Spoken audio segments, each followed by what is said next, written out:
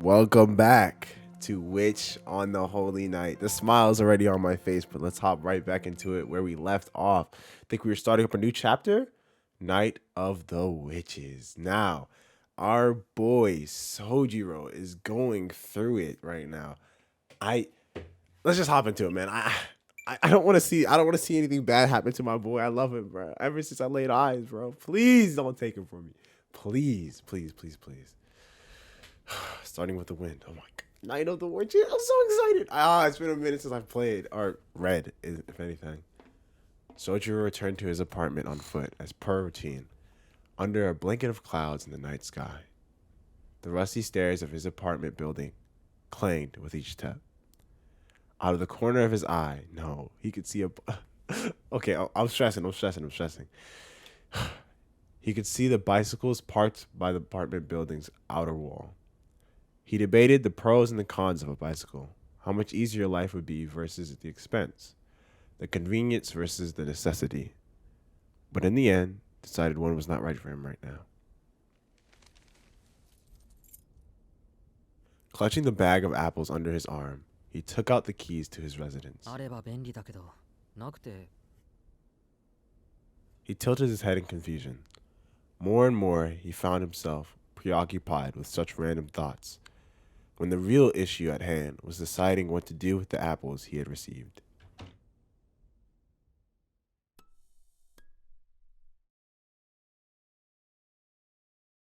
He placed the paper bag by the sink and switched on the lights. It was just after 10 in the evening. With the end of term exams just around the corner, he had come home an hour earlier than usual.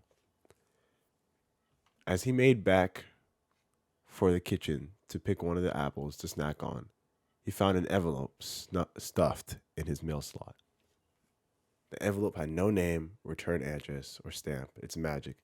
Oh no. Inside was a single piece of paper that had only the sender's name and a short message. It read, 話があるので、今夜どこそこのここに来られたし、大事なようなので、来るまでずっと待っている。 a concise set of orders, neatly written. It was signed Aoko Awazaki. She had been considerate enough to enclose a detailed map of the meeting place. Puzzled, he cocked his head to the side, then headed out the door. Don't go, my boy, stay.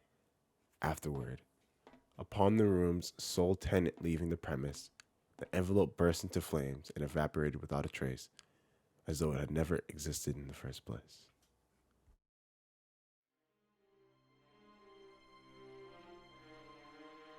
By the late 80s, Japan's post-war economic boom had somewhat stabilized, and the city experienced a period of steady growth. The city's modernization marched on, and the Japan Railway train station, a symbol of the new era, neared completion. In Misaki's neighboring town of Yashirogi, a new symbol of its own was about to be born. Oh, wow. Yashirogi bred in Kitsuland.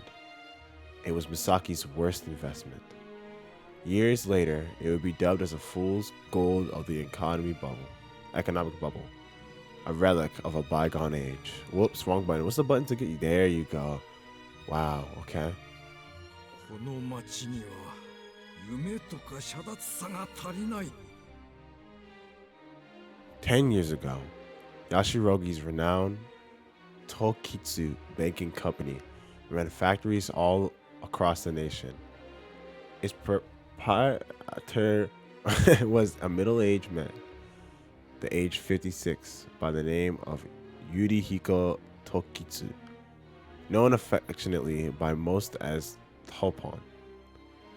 He took upon himself to begin development on an estate on the outskirts of Yashirogi and broke ground on a recreational wonderland that he hoped this music to be the pride of Misaki City.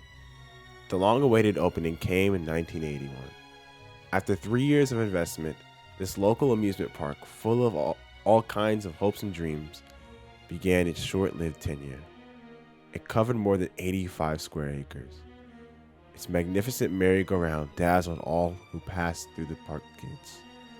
Its roller coaster twisted and turned about the edges of the park like a writhing Japanese dragon. Its Ferris wheels, packed beyond necessity with gimmicks, were said to have tested the limits of modern engineering. 完璧だ。遊園地に必要なものは全て積み込んだ。Old Yurihiko looked upon his creation and smiled. Only boosting his confidence was the fact that its grand opening was staged during a period of prosperity, the springtime of the world. But, in spite of this, they splendidly miscalculated the balance between aspirations and sophistication. Its mascot, Kitsy, Cheese, was poorly designed and appeared like a cheap knockoff, yeah. The park was stuffed to the brim with bread stands. Even its impossible to navigate mirror maze seemed out of date from start. There are no dreams to be had at Kitsyland, only nightmare satire. Numerous trade magazines lambsted Kitsy's land's shortcomings, and customer attendance declined. There was even an incident where a 6-year-old strayed from his mother, had an accident, and nearly died. I'm sorry. This music, man, I can't. I'm sorry, just give me. 1986, 5 years after the park opened, the situation had grown from bad to worse, and the park, hanging money. What was Hummer? Okay. On top of everything, Yurihiko, who had bet everything on the success of mascot Kitsy, retired, and Kitsyland's operations were officially in trouble. And thus, amidst the scorn of nearly all residents of the area, ended Misaki City's one and only amusement park. What's more, perhaps best described as a footnote to this debacle, the self-proclaimed Parisian artist who designed the mascot, Toki Hulich, was said to have snapped his brush in mourning over the closure of the park. Wow. Returning to the present. It was midnight, and Kitsyland of today was a shadow of its former glory. Like a doll abandoned in the corner of a toy box, the lonely park was illuminated only by the light of the town that continued to live around it. なるほど。 Sojiro closed the Yashirogi guidebook that he picked up on the way here. The story of its history was almost difficult to believe, but he supposed this was what people referred to as entropy. Entropy? The park's front gate was unlocked. When he worked here the previous time, the iron fence was locked shut with a rusty chain, but the chain was nowhere to be seen, and the gate left ajar. Following the map drawn in the letter, Sojiro quickly, I almost said Sojiro Sakura, made his way inside. 急ぎのようなんだろうけど、こんな夜中に何なんだ一体。 Sojiro complained, quite out of character for him. It was probably because, in spite of his naivety, even he knew that something was amiss. Though the park was abandoned, this was still trespassing. Unlawful entry, larceny, burglary.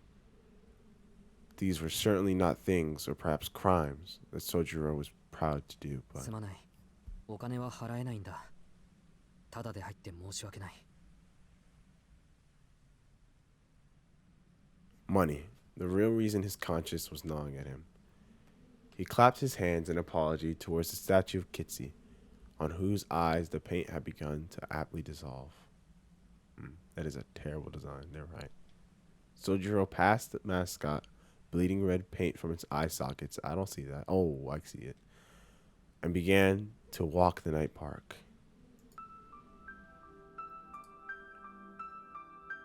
The building's colors had faded.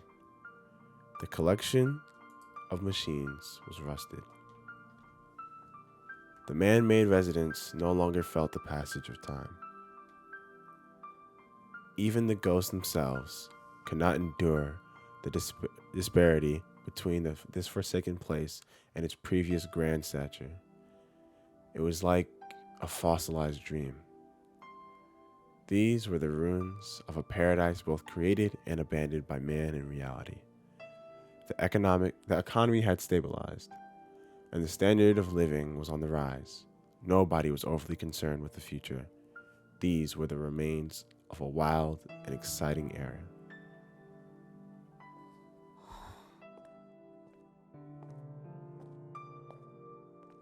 His breath turning to white wisp before him, Sojiro continued through the abandoned amusement park. Though void of human presence, this was not nearly as frightening as the darkness deep in the mountains. City suburbs can take many different forms, but Kitsyland was unusual for an amusement park insomuch as it had been built adjacent to a residential district. The park was surrounded by a forest, but even that ultimately was man-made. It was no different from the curtains on a classroom window. If he were to scale the iron fence encircling Kitsyland and break through the 20 yards of forested trees, he could make it back to the familiar townscape. Though the amusement park tended to arouse dread in the city folk, to Sojiro, it was a little different from the commotion and terror of downtown.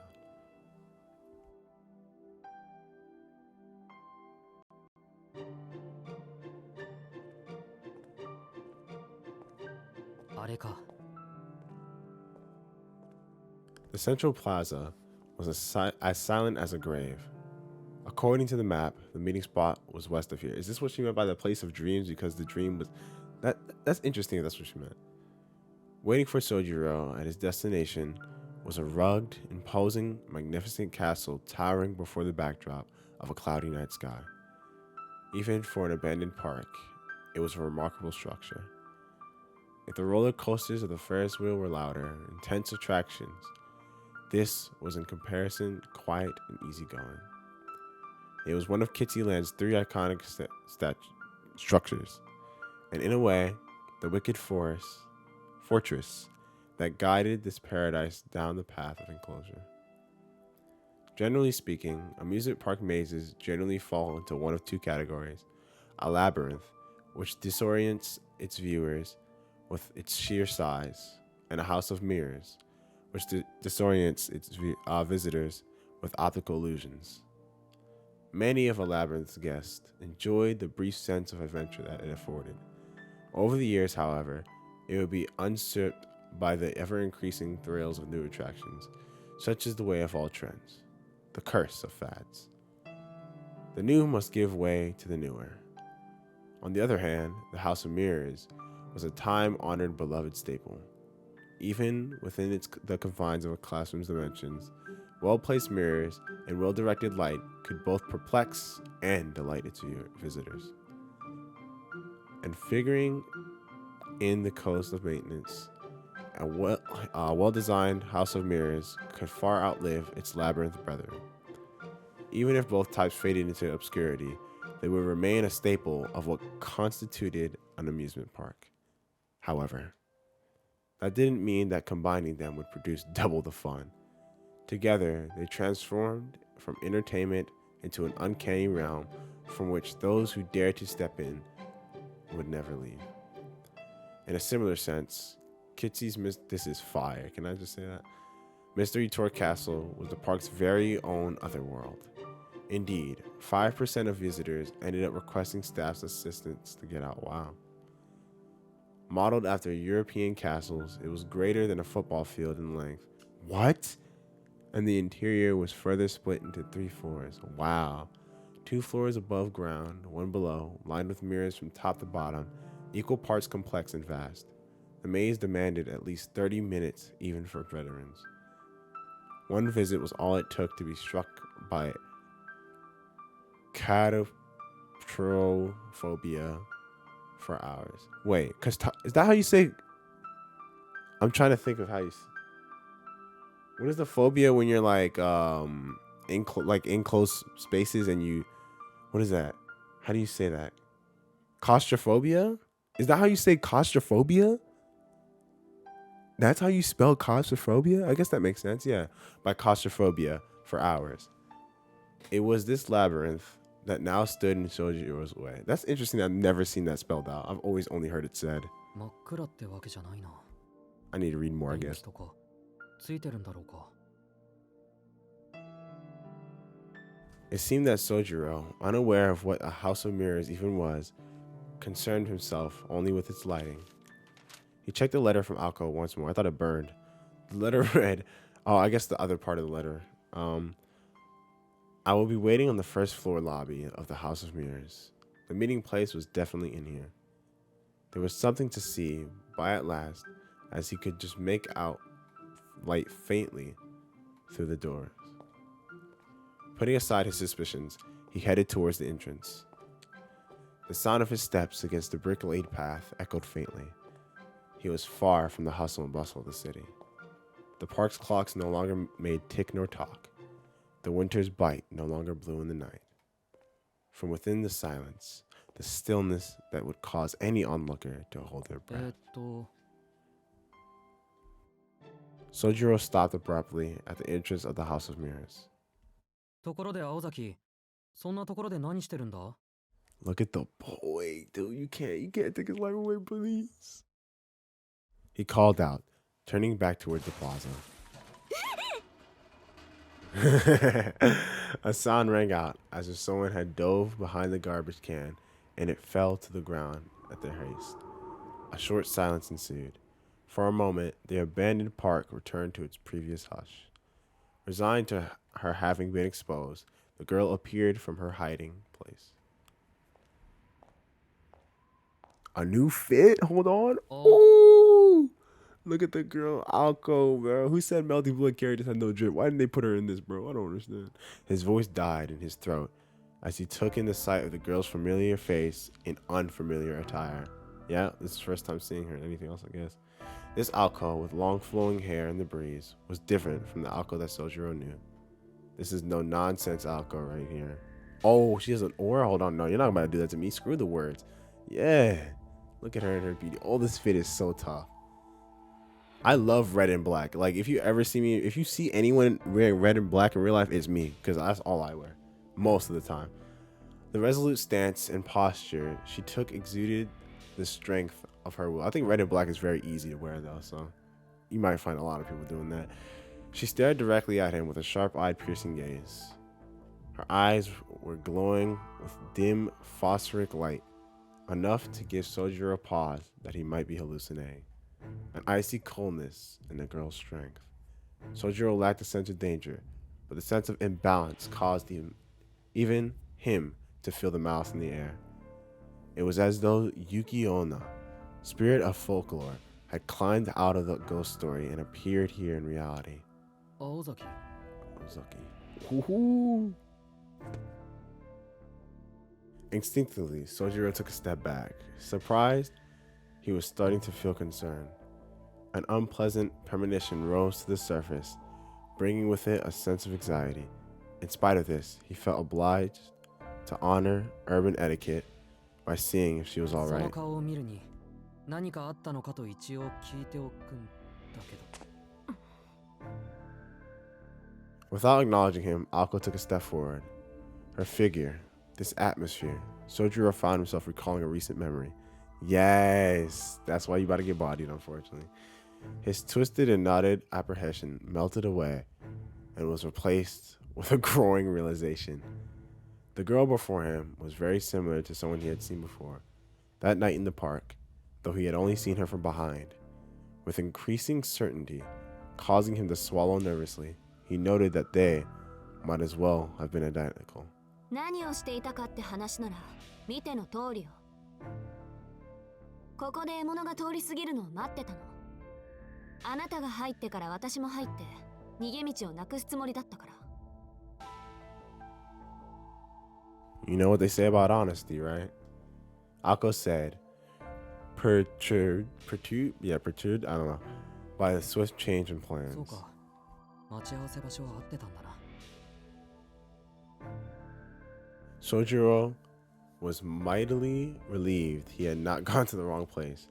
It was unclear whether he felt confident about dealing with what was to come, or if he had simply failed to grasp the hopelessness of the situation. Alco, I hope you guys didn't hear that. Alco ignored his obtuse response and continued. 私はね、しずきくん。嫌いな人とか、憎い人とかは人並みにいるんだ。ただ、ちょっと変なのが敵になるやつの条件でね。That's such an interesting thing. Cold emotion burned in her eyes. Yeah, that was her first time cursing. That's new. He ain't used to this. Her feet had already moved one step closer to Soldier. This is the real Alco. No more mask. Throw your mask away. Sojiro's sense of foreboding was growing stronger, wondering if what he sensed was bloodlust. He retreated another step.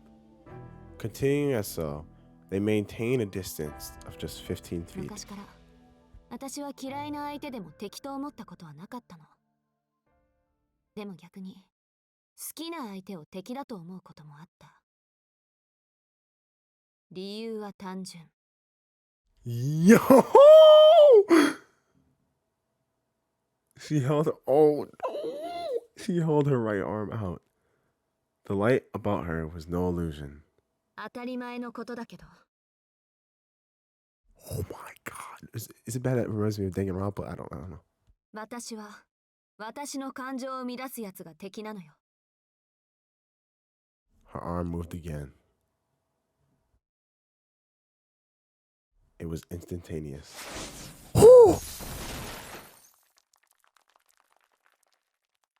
Something shot past Sojiro in the blink of an eye, missing him just a foot to his left. What? Before his eyes, a blue light, something akin to a fireball, had ignited from nothing. He finally understood what was happening. Ooh, the voice act. I'm sorry. She ignored it, his dim-witted reaction. How did she miss? How? He's standing still, isn't he? Alco muttered to herself. The fist-sized hole the blue light had made in the House of Mirrors crackled and smoldered. A shot like that could easily cave in a human skull in addition to burning it to a crisp.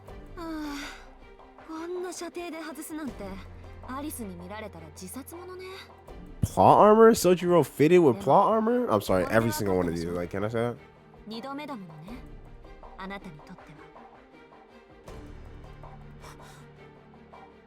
Sojiro backed away swiftly. Things were beyond why can't I read it when it's on screen? I can't. He was close to losing the ability to think at all. I can't do it when I'm reading it. I don't know why. It's weird.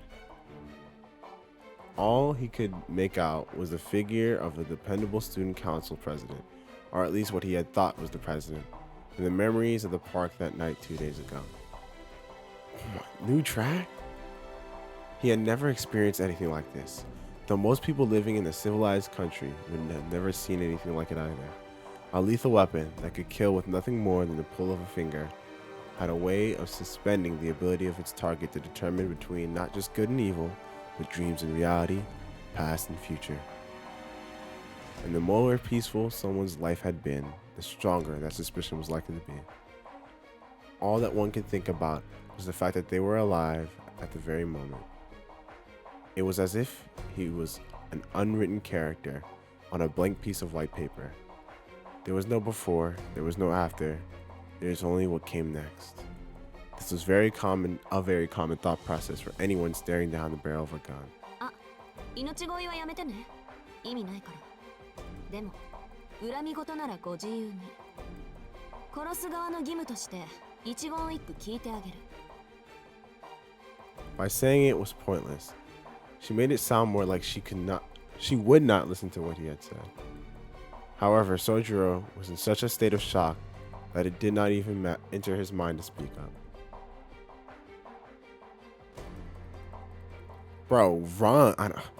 All he knew, for reasons unknown, was that the girl in front of him wanted him dead.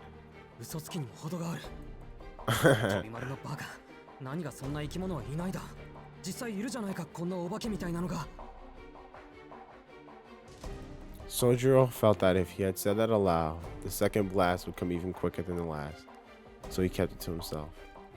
His mental expletives steered his mind from paralysis to mere panic.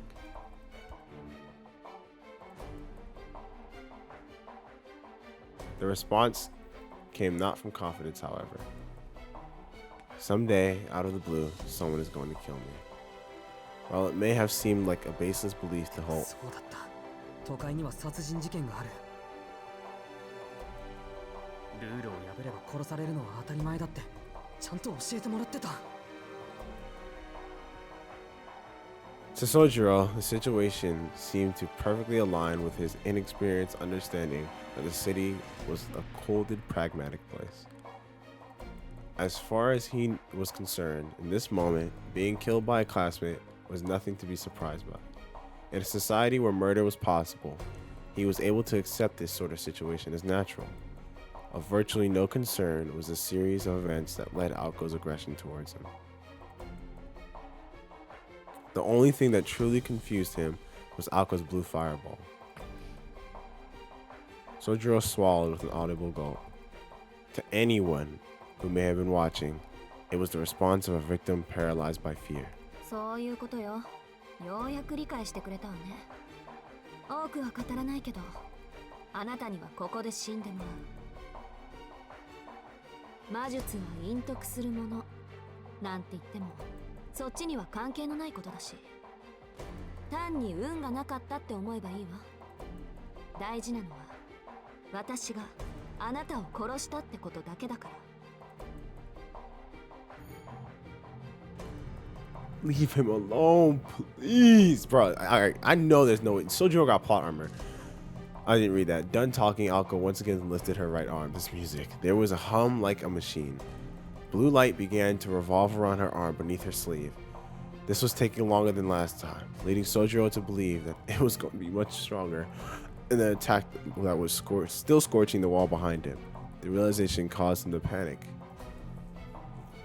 いやなんだつまり始末するとかしないとかあの夜のお化けは青崎だったとか都会は本当に込み入ってるとかそういうことじゃなくて。His thoughts became jumbled. His heart pounded like a hammer. This was no time to be standing still. He was not sure if the girl in front of him was really human, and more importantly, even if he accepted the events unfolding before him.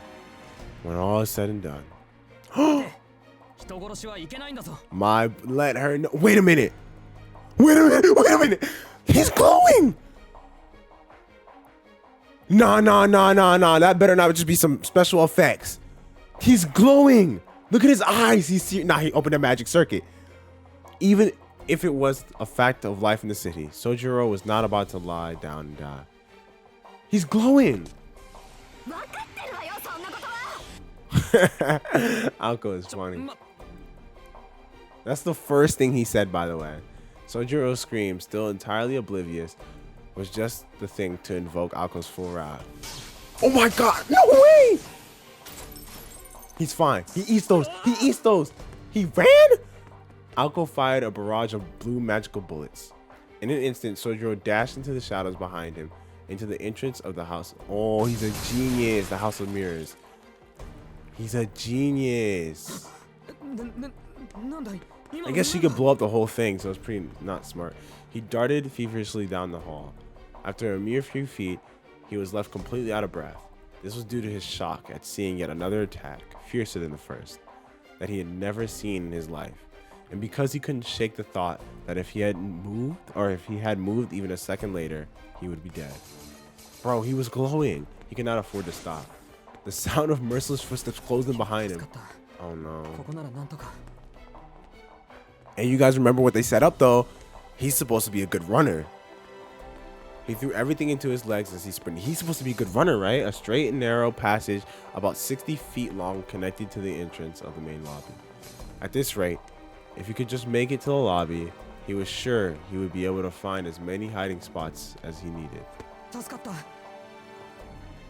He arrived in a large open space.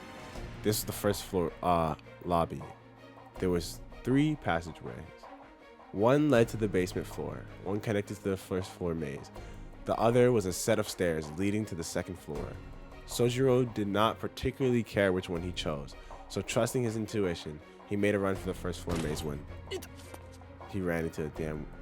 Oh my god. He smacked his head into a transparent wall? 鏡。ええ、Oh my 面倒だけど god, oh my それならフェア god, でしょ bro. Just open your magic circuit.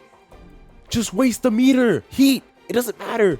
Moon drive, 追 something. いかける方にも逃げる方にも有利不利がある A somehow cheerful voice. Oh my god, the ooh, do not show me Alco in the reflection too, bro. A somehow cheerful voice echoed in his direction. There was no need for Sojiro to even turn around.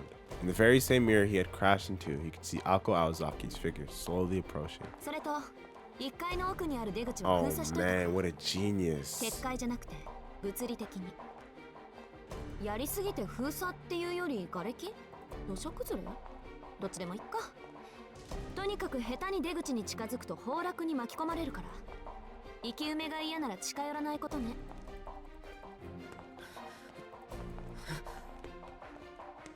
Panicked by the impending footsteps, Sojiro groped for the wall. He could see the stairs to the second floor. He did not understand what Alco had meant earlier, but he at least knew that the first floor was not going to save him. ま What is her 私 issue? としてはそっちのが助かるけど形式上事故死の方が後始末とか楽だから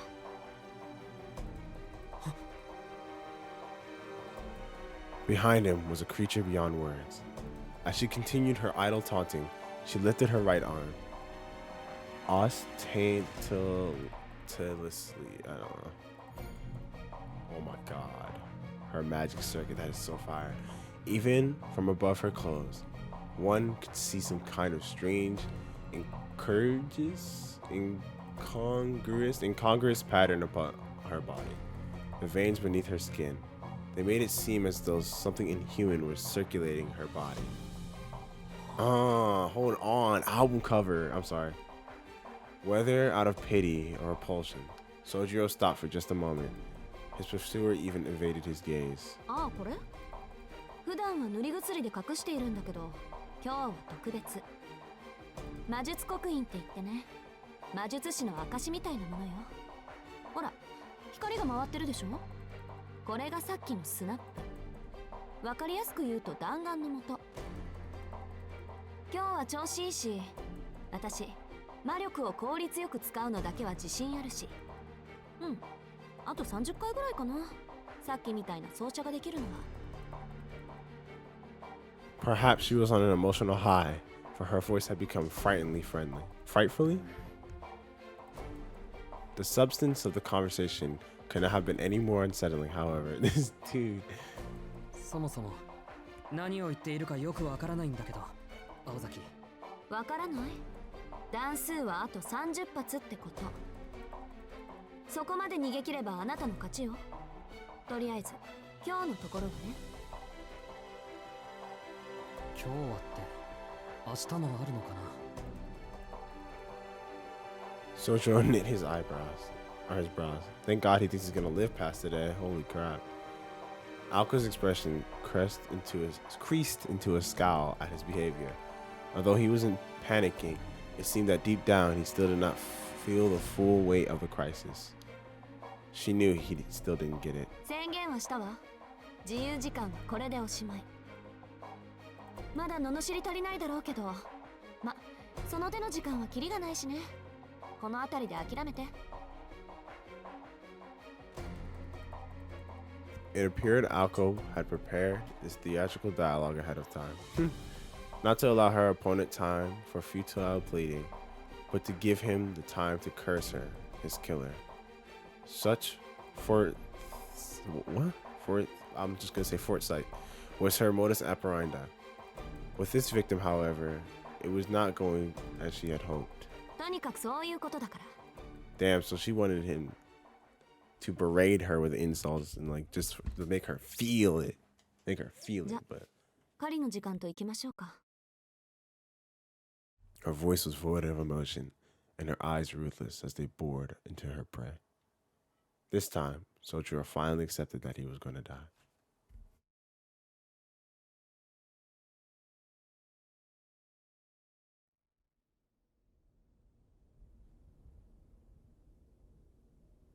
Silent as the dead, it stepped into the remnants of a dream that had long since seen no visitors. There was no wind this night, nor a soul to be seen. Still, it heard the echoes from within, clasped its hands together, and grinned. Its form, with hands clasped, resembled that of a budding tulip. The bearing of this artificial flower reflected in the cloudy mirror of this ticket attendant's office next to the gate. Next to it stood a display board, corroded by years upon years of rust. No visitors today. Oh, number of visitors today. 2, sorry. Number of today. The board had graffiti crudely scrawled atop one of the words. It was replaced with deaths. The records board had long ago fallen to disrepair. After taking a full 10 seconds to digest what it was looking at, it made its own revision. Number of visitors today, 3. Numbers of deaths today, 1. After appending this number with an index finger, she smiled like a flower. Bruv, she has a mystic eye? What is that? And she began to walk toward the source of the sound. Hold on. What? It had been 10 minutes since this rhapsody had begun to echo from the... Hold, that's not Alco? Is that her sister? Is that the other girl? I'm so confused now. The amusement park's entrance returned to as it was before, soulless. Because we still hear the pitter-pattering of them fighting. Isn't that what... I thought that's what that was. Notice how I'm ignoring my phone for you guys, by the way? In the end, even if Sojiro... If you even heard that. Even if Sojiro had been the luckiest man alive, there was no way he should have been able to escape. The question, however, was how much of this was by design, and how much was sheer coincidence. Even Alco, who had made all the arrangements, had no answers. Indeed, there were only 3 things she could say. It was taking longer than expected. He was putting up more of a resistance than she had anticipated, and that choosing the House of Mirrors was a mistake. She had really screwed the pooch on this one. The location itself was an excellent choice, as the House of Mirrors was perfect as a hunting ground, but seeing her own incompetence reflected in the mirrors was beginning to grate on her.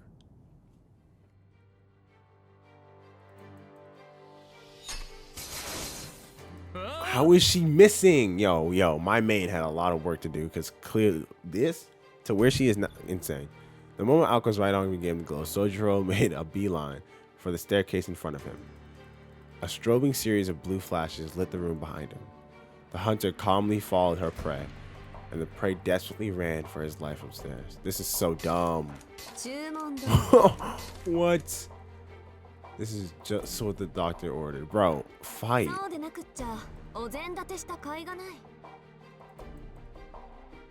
A stark contrast to Sojiro's frenzied escape, Alco walked briskly up the stairs. She elected not to run after her prey in order to maintain a set distance. As she lacked confidence in her accuracy, the hardest thing for her to deal with would be if he charged right at her and went down to fighting. Interesting. But at the distance of 30 or so feet, he posed no threat.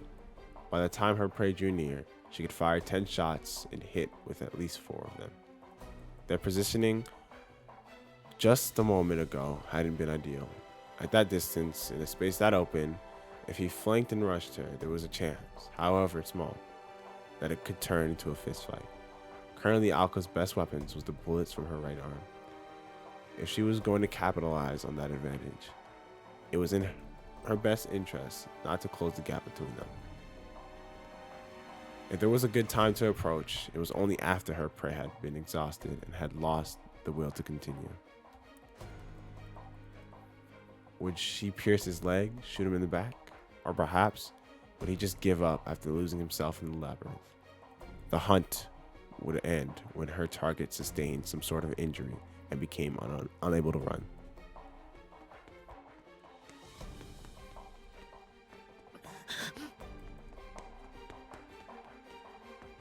On Sojiro's end, he could barely bite back on screaming as he bolted through the maze. Even running in a straight line had become difficult. much less searching for an exit. Oh my god. The corridor stretched out far before him, or so the mirrors blocking the path that made it seem. Panicked, he made a turn to the right. Damn.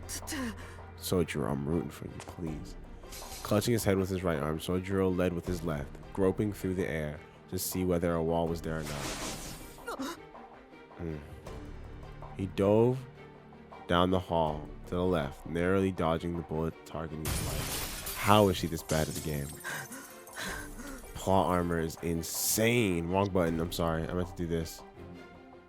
Urged on by the sound of approaching footsteps, he ran without thinking. That last one was close. A hair closer would have meant his life.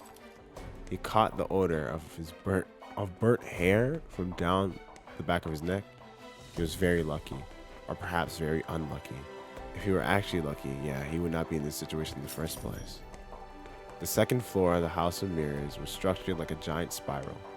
It wound left, starting from the outside wall. Eventually, it would lead to a dead end. The more he tried to escape, the more concerned he would become, as though he were trapped in a twisted guillotine.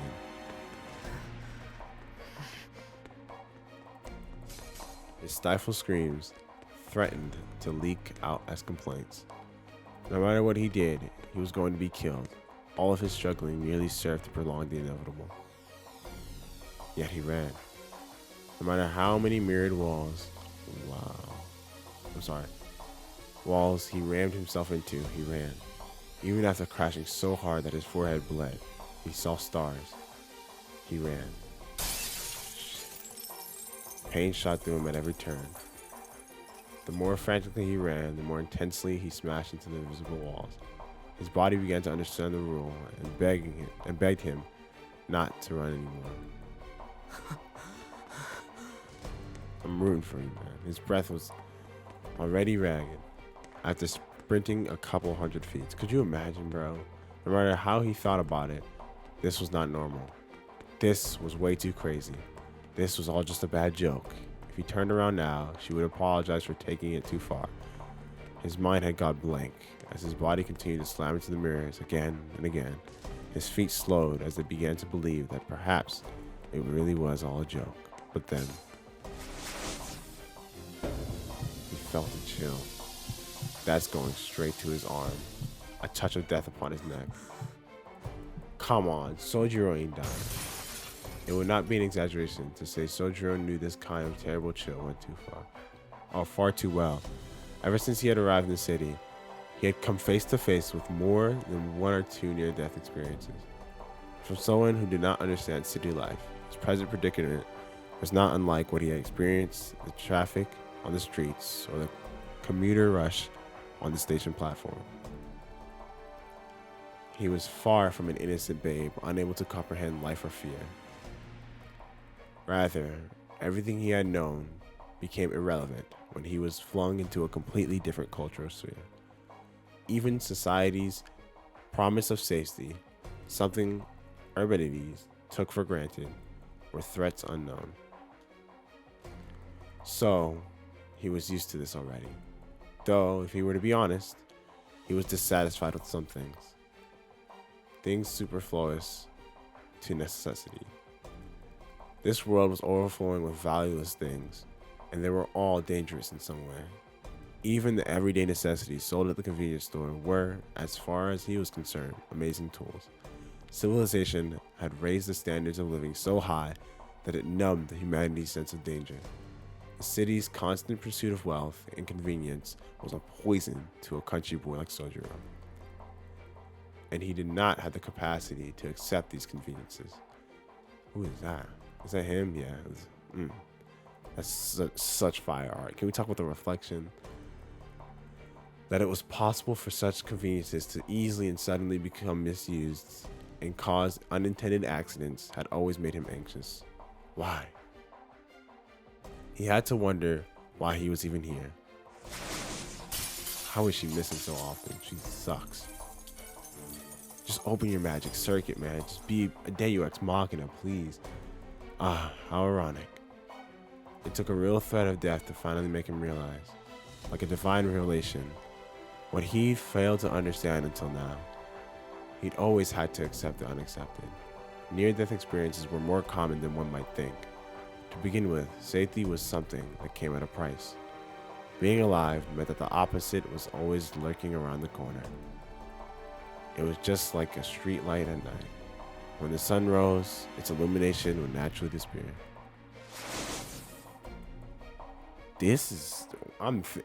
I know Post is gonna go crazy. Post editing while I'm reviewing this, I'm gonna be thinking about this a lot deeper because right now I'm feeling it.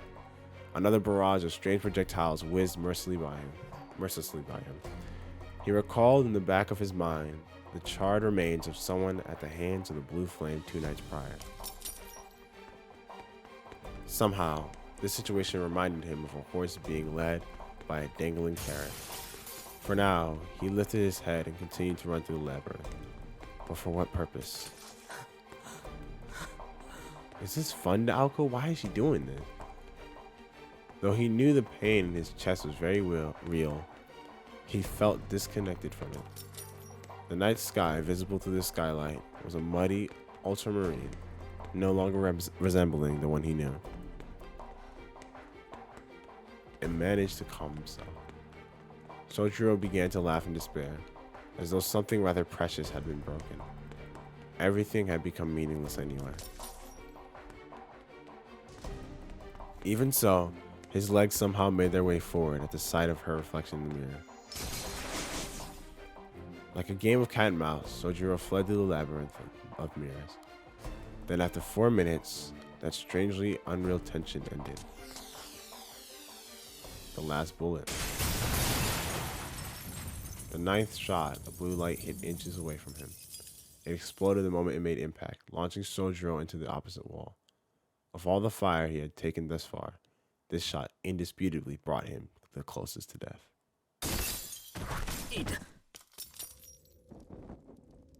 Groaning, he collapsed to the floor. His back was on fire with pain. He was not bleeding, and was lucky he could still even scream. Yet his body refused to move. Physically and mentally, he still had something to spare. The pain was not so bad that it was preventing him to stand up. It was just that there was a skylight above him, and he could glimpse the dark of the night sky beyond. The feeling that overcame him was a raw, selfish bout of grief. It was just so cruel to have to stare at that for the remainder of whatever short life he had left.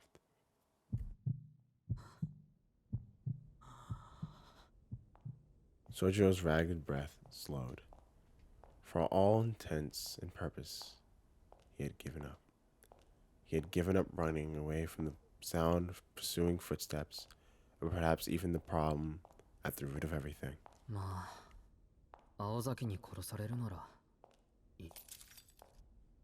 Sojiro Suzuki felt things that in any other circumstance he would never feel. Incidentally, without exaggeration or embellishment, this was the only mistake he had ever made in his entire life. Staring vacantly into the night sky above, Sojiro listened as the footsteps drew nearer. Give up? It was the closest her voice had ever been to him. Perhaps feeling that he really had given up, she approached his collapsed form. In the dark mirror-lined corridor, he could not make out her expression. Without a word, Sojiro raised his eyes to meet his murderer. 返事がないならそれでいいけど。調子狂うわ。普通どうして殺そうとするのかぐらい聞くものじゃない？ Akko spoke from within the shadows. His eyes widened in bewilderment. Now that she had mentioned it, he realized that would have been obvious to ask that question. He had more or less picked up on the fact that he was being killed for learning some secret, but it was human nature to want to know more. そっか。それはそうなるな。A simple affirmation.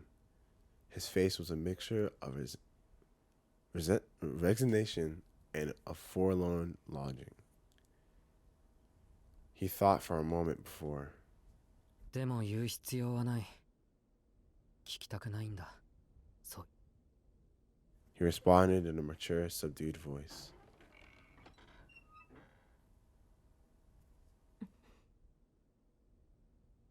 His response was clear, rather gallantly so. そう。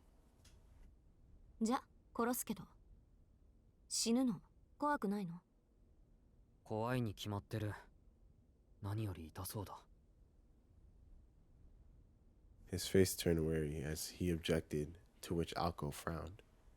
As nonchalant as he could be, he was honest about his feelings. そりゃ怖いでしょ。私だって怖いと思うし。でも悪いわね。我慢して。人でなしと罵ってくれて結構よ。今の私は本当にその通りだから。そういった意味じゃあんたと同じ。普通の道徳がないのよ。だから必要なら人も殺せる。Sojiro's finger twitched in response to her indifferent tone, as if to say that despite having given up on just about everything, his body could not let those words slide. 人殺しなんてよく。分かってるって言ってるでしょ。 Whoops, I'm sorry, I keep skipping it. Alco raised her right hand. The light from the crest illuminated her face. It goes without saying that her expression was unchanged. She was not crying, nor was she smiling. She was a young woman who had exceeded her feelings? Deal with it was another thing Sojiro could not let slide. Sojiro could read on Alco's face that she was not herself. She was in pain, to a degree he had never seen her in. すまない。ちょっといいかな。何？ここまで悲壮感を盛り上げておいて、やっぱり逃げるなんてのは却下よ。Oh my voice so anime, bro. He unconsciously smiled at Alco's ruthless counter and breathed a sigh of relief. He had misread the pain he saw in her face. This was the same Alco. Sojiro laughed out loud in genuine joy, a laugh that most people would have taken as an insult. 遺言でも聞いてあげようと思った私が甘かった。っていうか、今の小バカにした笑いがあんたの遺言ってことで OK？ いや、そうじゃなくて、あそこにいる人は青崎の友人なのか？ Oh God. Out of nowhere, Sojiro pointed behind Alco. はあ？ Oh no. Alco thought that it must have been that old, overused distraction technique. If this had been a Japanese comedy act, this would be the part where she gave him a whack with a paper fan. But after giving it a second thought, she realized Sojiro didn't have the capacity for understanding old or even new tricks. Oh, heck no. 何言って。 The puppet is back? Oh my god, she only has 30 shots. Let's hope she wastes all of them, bro. Perhaps his honest disposition had been to his benefit. Without thinking, Alco gave into her curiosity and turned her gaze towards the direction in which his finger was pointed. And there,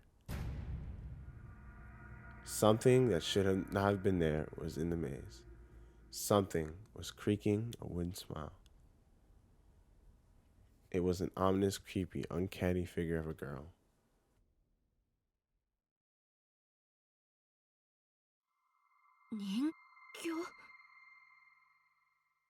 An unusual figure with 2 arms and 2 legs stood silently in the darkness. If only for a moment, its beauty, which is even apparent from afar, dulled the insanity of the current situation.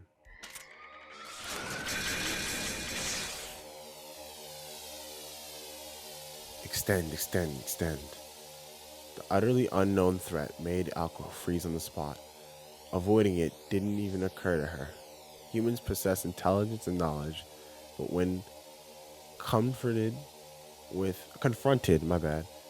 the unknown, they fail to process what to do. And sheesh, that is fire. I'm sorry, Alco. I love you. I didn't mean that. The art is amazing. A shriek escaped Alco's mouth. The magical attack crossed the 30-foot gap in an instant. The arm of the girl who had appeared at the rear of the corridor was slender and quick. It extended to the near impossible length, striking Alko from behind. Alko crashed into the walls as she fought back an anguished whimper. The attacker retracted her arm. Aozaki! Sojiro sprang to his feet.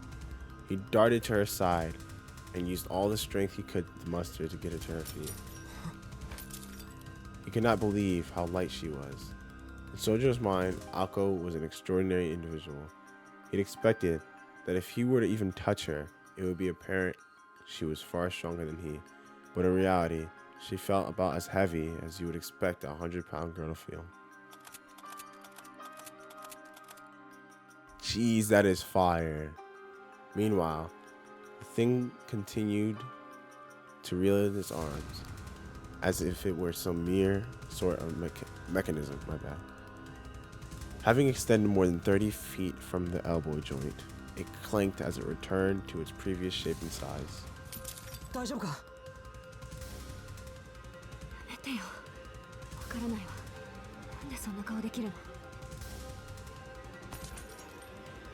Alko tore her hand away from Sojiro's.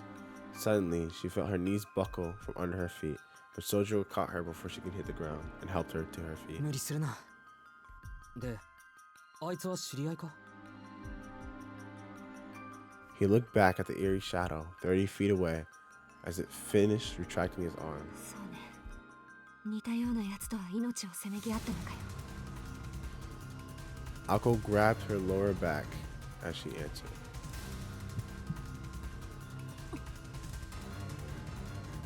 A searing pain shot through her. 痛いっちゃ痛いけど、打撲だけ。あれだけ絶好の奇襲をしておいて、それともこの距離じゃ当たっても致命傷にならないなんてあるわけないか。何か別の意味があると見るべきね。 Alko tried to steady her breathing as she assessed the damage done to her back. The pain was quick to fade, and her breathing returned to normal. For the time being, her motor functions were no longer hindered, which meant the real damage was elsewhere. 青崎、あれ。分かってるわ。黙ってて。 A blue light glowed across the gloom. The magical energy generated by her breathing was accumulated in her right arm. Magic circuit. The magical energy was the fuel. The formula was the igniter. For Alko, this was little more than a reenactment of the 2 evenings ago. Next time the puppet extended its arm, Alko would fire a magic bullet as fast as she could. What in the built weird? A battle at approximately 30 feet. As long as Alko could secure a 2-second window, she could create a counterattack to end their duel. It made its move. With its head tilted down, there was no expression to be seen, and in the darkness, its apparent age was impossible to make out. The 2 humans, the puppet, was not too similar to a faceless ghost. Her hair! Is that just a tight moon thing? Her hair is standing up like Alko's. Its left arm slowly came up with a grinding sound. Its movements were dull, as if the joints were rusty. The right arm, which had extended earlier, hung at its side. The puppet's mouth was hidden by its locks. The sense was that it was smiling. さっきと用途が違う。あれが本命。しずきくん、どいて。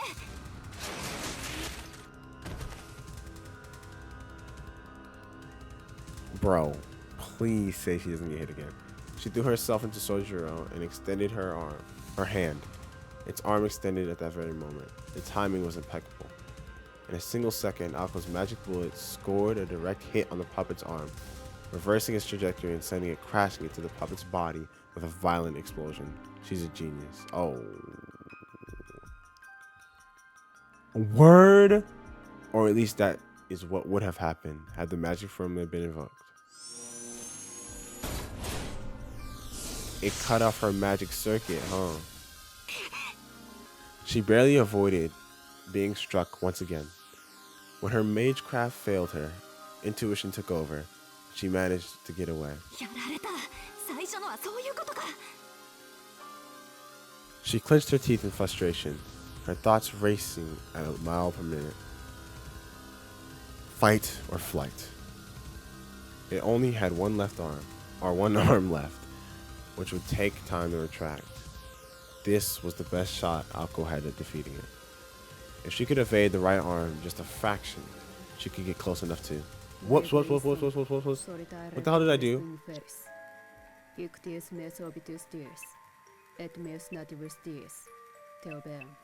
I think I just ruined the entire game. Hold on, let me check what, because I accidentally hit the left bumper. Let me see what that does. What is happening? What is happening? What is happening? What did the control? What does left bumper do? Stop. Bro, I didn't do nothing. I didn't do anything. It's supposed to be like that. I had to go back a tad bit. Okay, it's supposed to be like that. Whew, okay. That's scary still. I thought I skipped it, because look, if you go up here, you can jump to choice in next scene. What is that? Jump to choice in the next scene. I thought that's what I pressed. I have not chose a single thing yet. I thought I spoiled myself. This is the best shot Alco had at defeating it.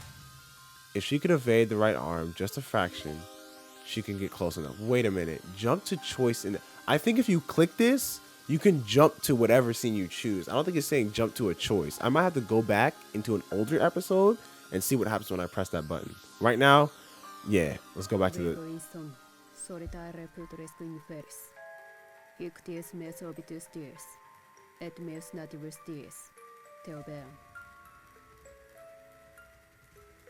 A crackle echoed through the corridor. The poetic murmurs contained enough magical energy for the mage to perceive. The verse itself was Latin, but it contained hints of a language of curses. Gandar. I don't know. Originally, they were words meant to curse a hated adversary. However, oh no.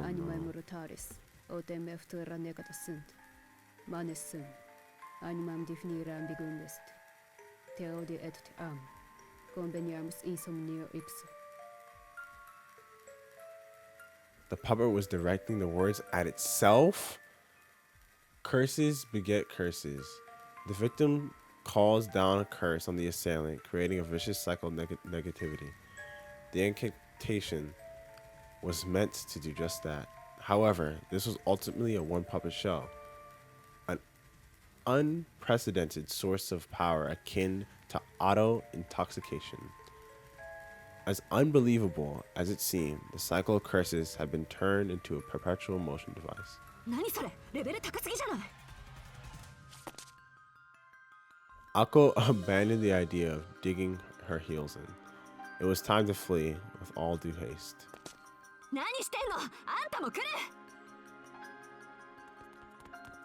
She grabbed Sojiro's arm and ran fast as she could, deeper into the realm of mirrors. A crackling voice continued its murmuring behind them. Proximi mich negligentes ferunt, omnes nos peccantes fims, et omnes nos edem fims, omnes nos peccatores sums. Venit domum meum, lut simile somnium, et pulvere simile quotidianum, corprebo, te judico. What the hell am I looking at right now? Please, run. What am I... Alco fought against the pain in her back as she ran through the mirrored corridor. She dragged Sojiro by the hand. 青崎、傷は？別に背骨がしびれてる程度よ。内臓は平気だし、出血もないみたい。 She cursed inwardly at how much of a mess she felt, though. Unlike Sojiro, Alco did not run into any transparent walls. Wow. Thanks not to superior sight, but rather preparation, she hammered the layout of the building into her memory. Smart. わかるのか？そりゃ自分の体だもの。身体管理は基礎中の基礎よ。 Alco's matter-of-fact answers contrasted with Sojiro's nervous questioning. The corridor grew shorter with each and every turn. At first, they were able to advance in a straight line for about 100 feet at a time. But by now, they were forced to turn a corner every 50 feet or so. あいつはあの夜の。多分ね、同じタイプだと思う。貴重なオートマタを惜しげもなく使い捨てるなんて、よっぽどお金持ちなんだろうけど。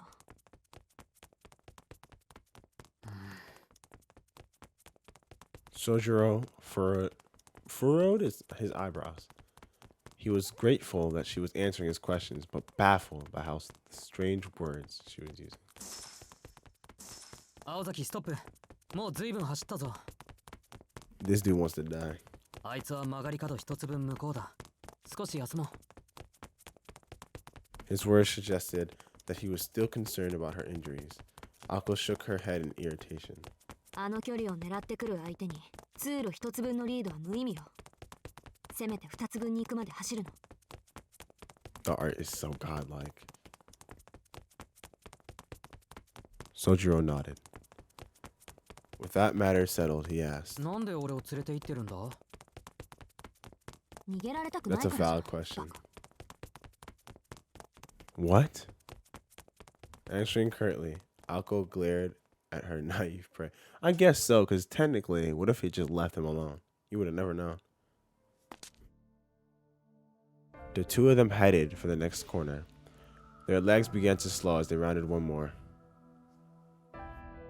Alko rubbed her back as she tried to catch her breath.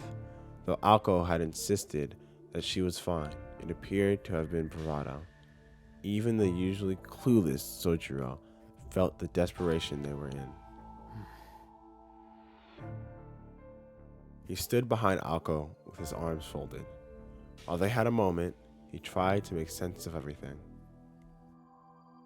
First, Alko had nearly killed him. Though he was saved at the last possible second, it was by the strange stretchy woman Alko had burned to ashes 2 nights prior. He could barely make it out that night, but he considered it a her because it looked female. The woman's attack wounded Alko's back and forced her to flee. Alko had taken Sojiro with her, claiming that the reason she did so was to prevent her prey from escaping. In other words, 青崎はまだ諦めてないんだな。当たり前よ。あんなやつ、仮に2体と半分始末しても、あんた用の余力は残せるわ。her turn was sharp, but even Sojiro could see that she was struggling to stay confident. The damage to her body was too much to afford her any optimism.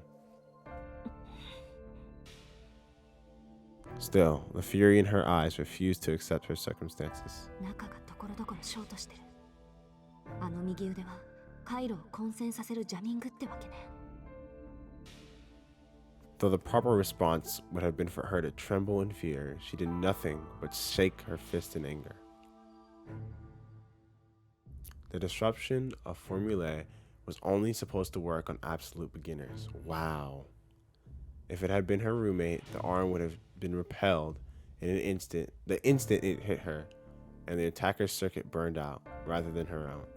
Attempting to establish a link to the magical circuits of another mage was like presenting your heart on your heart on a silver platter. Look how I use context clues. Like, I read the rest of it, then I was like, that's not what that said. I'm sorry. It would be of no use in a battle against a superior mage. Oh my god, the art is, I'm sorry. And yet her adversary had been designed to do just that. Her adversary, I knew I said that wrong. There you go. Coupled with the attacks on the areas of Misaki's under Alko's jurisdiction these last few weeks, okay, it was a clear statement from the enemy, who was, as of 2 days ago, had revealed itself as a fellow mage. In other words, the puppets saw Alko as no threat at all. 敵ながら正確な判断だこと。While she was still angry, the whirlwind of emotions within her started to fade. Her face was that of a hunter beyond her years. なんか俺の時より真剣だな。まあね、あんたの時は遊びが入ってたし。Sojiro was not sure whether to be happy or sad at that. わからないことだらけで何を聞いていいかわからないんだけど、一つだけいいか？ Ako didn't respond. Her eyes were focused on the darkness before them. The silence was heavy, and the darkness was like a noose closing in on them. But Sojiro continued in spite of her indifference. 青崎はあいつも殺すのか？ A silence fell over them. It was as if the gloom was pulling them in. No response. Their breathing was the only sound echoing in the dim corridor. There stood Sojiro, forcing her to confront her sins, and the magician girl who continued to ignore him. They spent a few seconds seemingly frozen in time. それがあなたのキーワードみたいね。 Ako whispered in a lifeless tone. Her sigh was tinged with both resignation and content. 何？独り言よ、忘れて。それと言っとくけど、あいつは人間じゃないわ。信じられないだろうけど、自分の意志で動く人形なの。この前のも今のやつもね。 Sojiro nodded as he processed the information. Not only did he not doubt her story, but he seemed to have accepted it at face value. なんか落ち着いてるわね、あなた。まさかもう何が何だかわからないからあまり考えないことにしてるだけだ。 That's literally me when I play Kingdom Hearts. That's all I want to say. ただ人形に関しては別にどうということはない。もしかして他でも自動人形を見たことあるとか？都会の人形ってああいうものじゃないのか？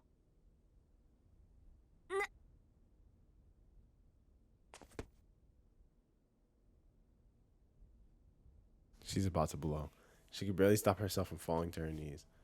Of course, how could she have forgotten? She was dealing with a bona fide, natural-born moron.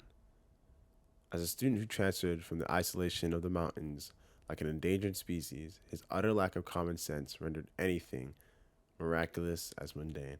Yeah, pretty much. He's not surprised because he expects everything to be different. So when there's something that's vastly different, he's like, that must just be normal here. If automobiles were moving hunks of metal, then moving puppets were nothing to write home about. Wait, that meant... To him, the incident from the other night hadn't been extraordinary at all. Yeah, when he was talking to Toby Morrow, he was like, hey, yo, is this normal? Like, I don't know. He might even have assumed it was an everyday occurrence in the city. 参った。いっぺん頭の中覗いてみたいっていうか、ほんと、ここまで来ると感心するわ。Don't talk to my boy Sojiro like that. Come on now. 調子が狂うのも当然だった。普通は私に襲われた時点でもっと違う反応をするはずなのに。化け物とかお化けとかさ。でもあなたにとってはそういうこともあるで済まされてたわけなんだ。なんかバカみたいね、私。Her strained face returned to normal for a moment. It hit her. There had been another way to handle this without anyone getting hurt, but the damage had already been done. There were no do-overs in life, nor should there be. Her own mistaken assumptions had sent that situation spiraling out of control. But now that Sojiro was involved, she had to make sure that the secret was safe with him. Even if there had been another, better option, that ship had sailed. Human relationships were ultimately driven by mutual misunderstandings, like tapestries woven from mismatched intentions.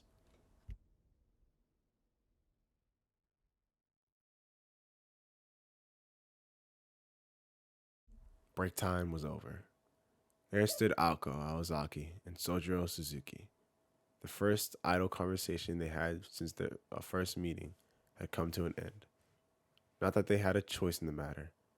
It was the jarring murmuring from around the corner that cut it short. Nemo mef nus memnit, vidroit extinct cest. Initio eraberamos dom brevimus dolores sunt. Nema adiuvat.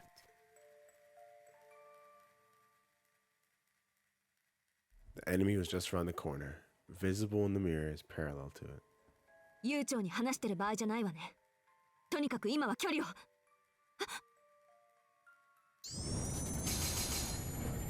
Oh my god. What? Huh? In contrast to Ako's elegant blue, its lights were malicious red. 感動打ち。 Wow, they just flash stepped off the glass like that. There was a momentary flash of light before she even extended her arm. But the instant she saw the enemy, her dormant feelings erupted once more. さっきから邪魔なのよ。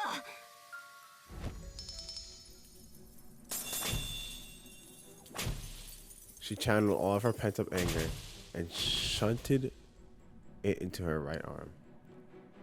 The fog that filled the corridor was no magical weaving, but rather a barrier of raw energy. It was the equivalent to setting ablaze the 3 buckets of gasoline to create a wall of fire in the hope that it would stop an arrow in flight.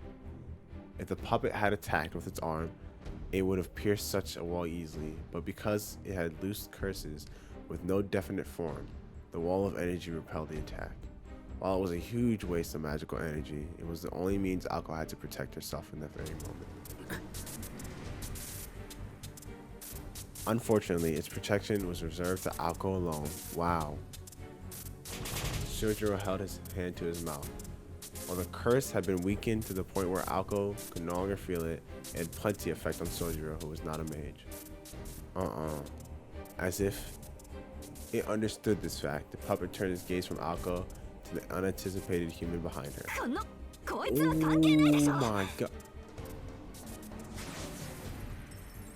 Enraged, she swung her arm forward once again. Dude, production value is so high. The blue light formed a wall to block the gun from a scant few seconds. For a scant few seconds. It was enough of an opening to exploit. Just as Alko was forming the wall, the puppet pointed its right arm at her face again. 関係あるみたいだから逃げるぞ。 Before the rocket of death could be fired, Sojiro scooped her up into his arms. How he mustered the strength to do so was a mystery, but he turned his back on the puppet and took off running. He was a nimble sprinter, resembling a deer leaping across obstacles. Sojiro rounded 2 more corners, ignored whatever complaints Alko was making, and eventually stopped in the middle of the 2nd floor. He sat her down. よし、ここまで来れば少しは休めるな。 Sojiro's shoulders heavied as he caught his breath. As light as she was, running while carrying around someone else would make anyone winded. She looked up at him and oh my god. こんな体力あったのに。 Incompetent. Nope. It's like in my brain, it's there, and then when I try to put that into words, it's like my tongue's like, is that English? Are you sure? I don't know. It made no sense to her. If he had the stamina to pick her up and run, surely he could have stood up and escaped when he had been down earlier. ああ、あの時は諦めてたから。 His words were unfiltered as ever. Though in this moment, fighting for their lives, he lacked some of his usual absent-mindedness. 諦めてたってどうして？さあ、忘れた、そんなことは。 Though he may have turned away because he regretted saying it out loud, his words spoke volume. For some reason, it pained Alko to see him like that. それより青崎、唐突に気分が悪いんだが、あの赤い光も、その。ええ、魔術の類よ。岩洞打ちって言ってね。北欧の呪詛の一つ。魔術回路のある私には効かないけど、抵抗のないあなたには効果てきめんみたいね。なんだ、青崎には効かないのか。じゃあ、危ないのはあの腕だけだな。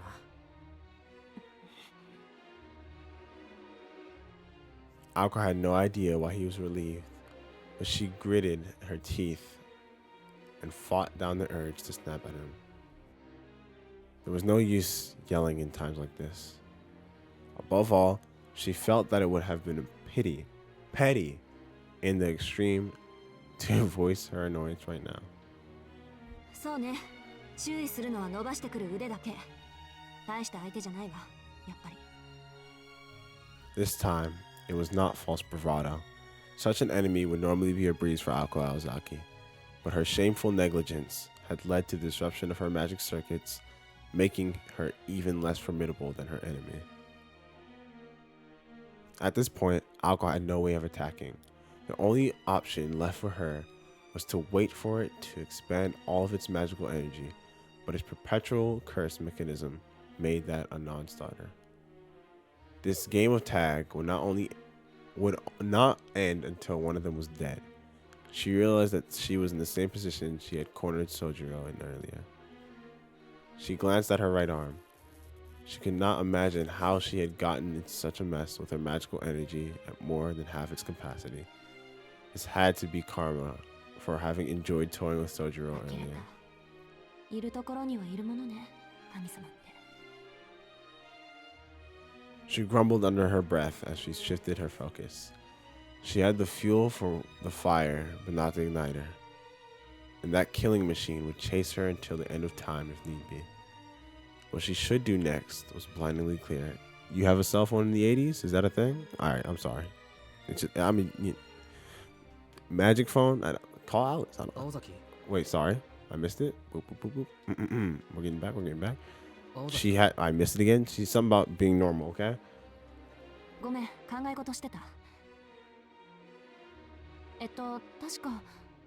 よし、合ってる。しずきくん、そこに横道あるのわかる？ Alko pointed, but he could see nothing with the walls of a corridor. Yeah, because he can't see past the thing, right? The barrier? For one thing, the floor had nothing but left turns, and Alko was pointing to the right. 2階は中心まで行くと1階に降りる階段があるんだけど、それは私が壊したから使えないの。けど、ここの作りも意地が悪くてね。よく見れば、右に曲がる通路もあるのよ。上級者だけにわかる抜け道ってやつ。あとは注意して探せば、1階の階段までショートカットできる。悪いけど、一人で行って。Alko turned her back to Sojiro and started walking in the opposite direction of the escape route and down the long corridor towards the puppet in pursuit. あいつは無差別だから、ここで壊さないといけない。魔術師は魔術師同士で争うのはいいんだけど、みだりに一般人に手を出しちゃいけないって決まりがあるの。あいつの目的は私のわけだし、結果がどうあれ、すっきりするでしょ。If Alko won, the puppet would be destroyed. If Alko lost, its objective would be complete and it would shut down. Either way, them going their separate ways would mean Sojiro survived. This is what Alko meant. Though she explained it as if the events were happening to two totally different people. 運が良ければ入り口までたどり着けるわ。それじゃあ、また明日ね。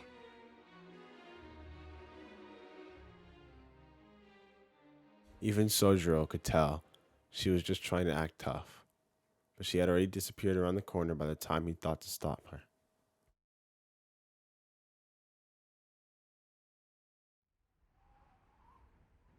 さて。 Mentally, Alko bemoaned the disaster she was in. The quality of this puppet was on a completely different level compared to the one from the park 2 days ago. And is that enchanting? Is that enchanting? Doesn't enchanting have a name? I'll search it up later. Perpetual motion machine was a rarity in and of itself. But this puppet was also equipped for a battle with its extended arms and gander projecting crystalline eyes.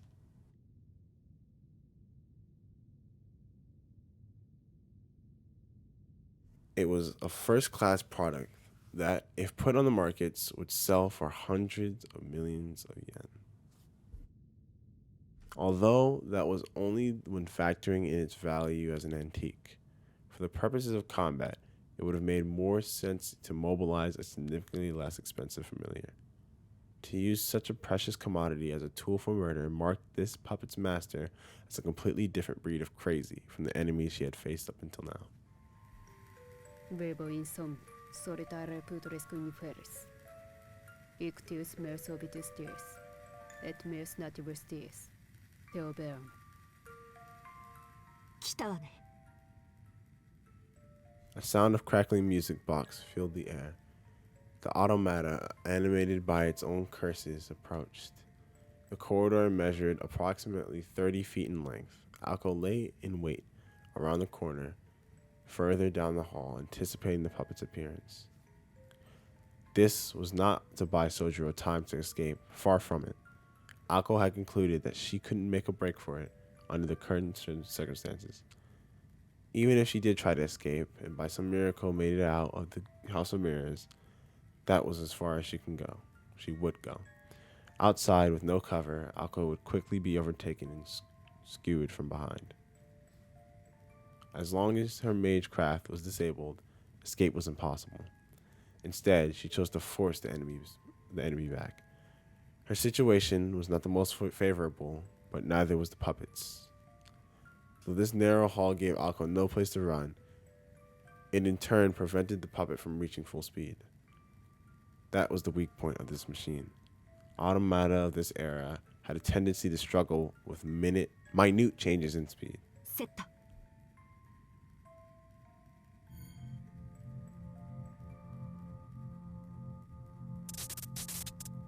She flowed energy into her shorted circuits. Her blood flowed and magical energy supply were unstable. It would be difficult to construct a formula in this state. All she could do was harden her right arm by imbuing it with such energy as she did. Doing so turned her right arm into an improvised weapon, like a hammer or a bat, assuming she could manage to get into close combat. Wow, range. You heard me like, okay, this was the best she could do. All she needed now was a plan of attack. The question wasn't what weapon to use, but how to use the weapon she had. The simplest way would be to use the mirror's reflections to hide and then rush the puppet from its blind spot, except for one major problem. It did not have a sense of sight in the first place. The puppet's view of the world around it did not stem from visual feedback, but from mapping the topography of its surroundings. In theory, it was the same as a bat's echolocation. The environment could be measured based on the emissions and return of high-frequency sound waves. Those chants served as sensor pulses. As far as the puppet was concerned, the mirrors were no better than transparent panes, making even the thought of an ambush laughable. 近づけば近づくほどよりリアルに察知される。本当は遠距離からの狙撃が最適なんだけど、ガンドを撃ってくるならフィンの一撃ぐらい隠してるわよね。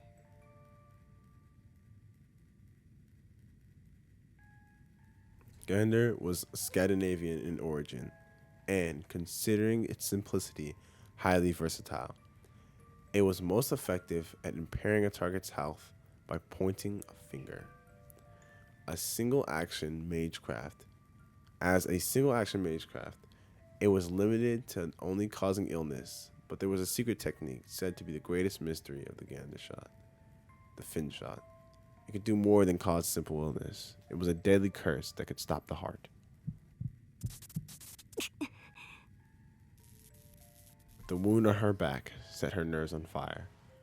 An unarmed girl and a deadly automaton. It was clear that she was the one destined for death.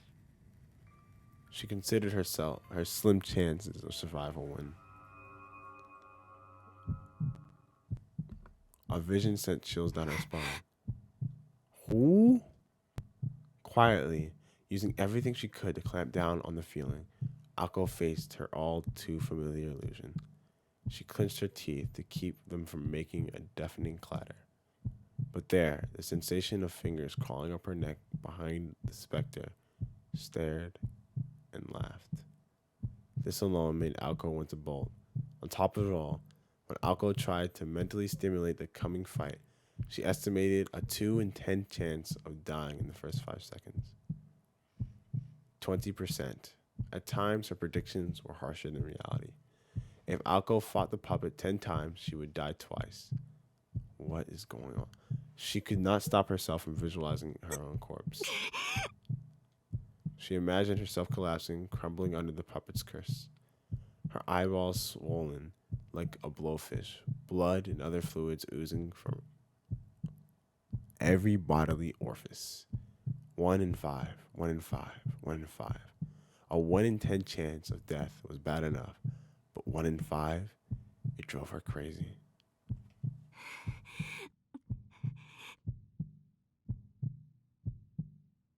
Alco forced down her heart as it tried to escape from her mouth.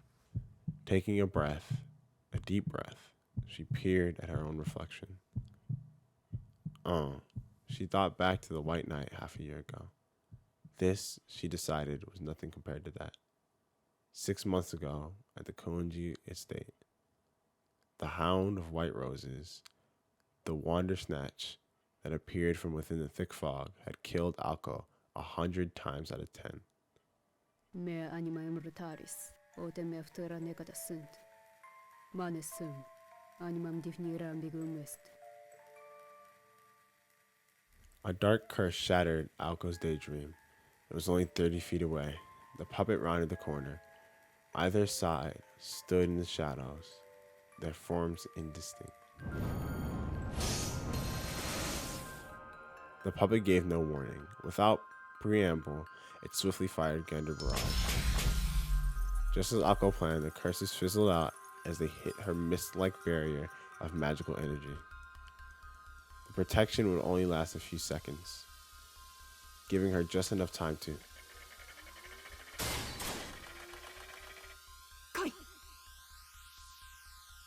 its stretchable spear sprang towards Alco's face. Bingo! The lethal weapon grazed her cheek. All her experience analyzing puppets' attack patterns gave her the wherewithal to evade the attack by a hair's breadth. It was one thing if a puppeteer were pulling the strings, but autonomous dolls had their limitations. Alco had bet everything on this killing machine following a predefined template. The puppet would use a given attack for a given range, and she could adjust her tactics to that. いけるこのまま Before its arm had a chance to fully retract, she charged the puppet. It was a risky gamble, but her overall chances were slim to begin with. The scales tipped in her favor. If her predictions were correct, there were 2 ways she would die. One was from the fin shot fired at that range.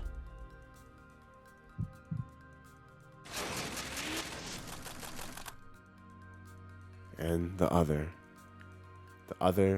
was if the puppet's attack pattern was beyond her ability to foresee. Instantaneous mass transfer, otherwise known as mass displacement. Immediately after Alco dodged the puppet's arm, something smashed into her abdomen.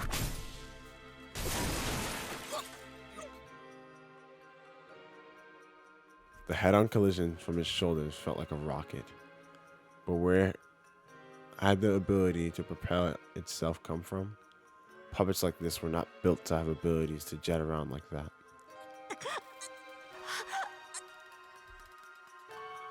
Doing everything in her power to stay conscious in spite of the pain, Alco could just make out what happened.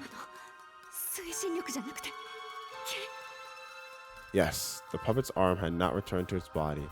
It was lodged into the wall and reeled itself from the other direction. そんなのありか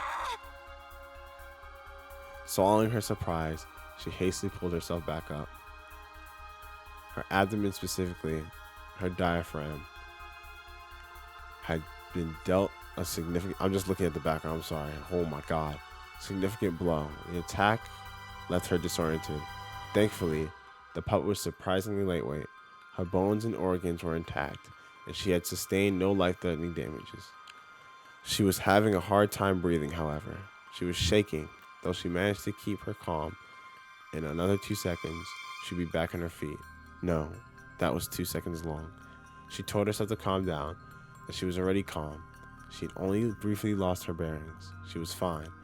She could recover from her breath and her vision later, if only her body would move. Intellectus non necessaris est, pius quiescat, nostro rascentiabulat fit, ratio fix tantum est, dolores nicum cerebrum fit. Above her, Akko could hear the warped noise of a powerful force. 動け。でもどっちに行けば。 Deus Ex Machina? She could once more feel the touch of death. Vis salvatio, vis salvatio, vis salvatio. The pup was so close to that Alko could reach out and touch it. That also meant that it could reach out and kill Alko. 右腕の死角に入れる。 By intuition alone, Alko rolled over to the puppet's right flank. Its arm was still embedded within the wall. From here, it could not attack. She had made the right decision, and her dizziness faded. Intellectus non necessaris est, pius quiescat, nostro rascentiabulat fit, ratio fix tantum est, dolores nicum cerebrum fit. Akko pulled herself back up. It was her turn. Those eyes. I told you the hair. I told you the hair. Please tell me that's not her sister and it was just made to look like her. It was only an instant. Within this labyrinth of mirrors, she saw an image of herself. Vis salvatio.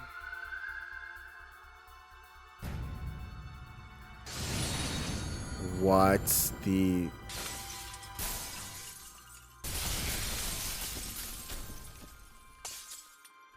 A blinding, brilliant light flashed. Lacerations appeared across the walls. At the last moment, Alko managed to thicken the magical energy running through her veins into a primitive form of magecraft resistance. It just barely saved her life from what must have been the puppet's ace in the hole.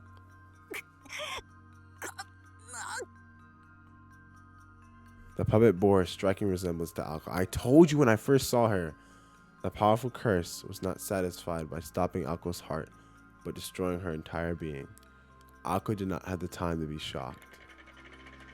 This was her chance for a counterattack. The puppet's balance was unsteady, its right arm still embedded in the wall.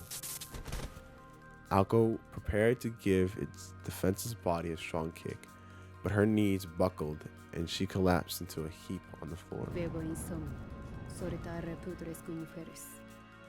Ictius meus obitus dies, et meus natibus dies, Theobeam.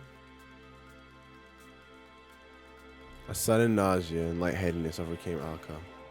Her body temperature began to rapidly lower. しま、こいつ呪いをばらまいてるんだった。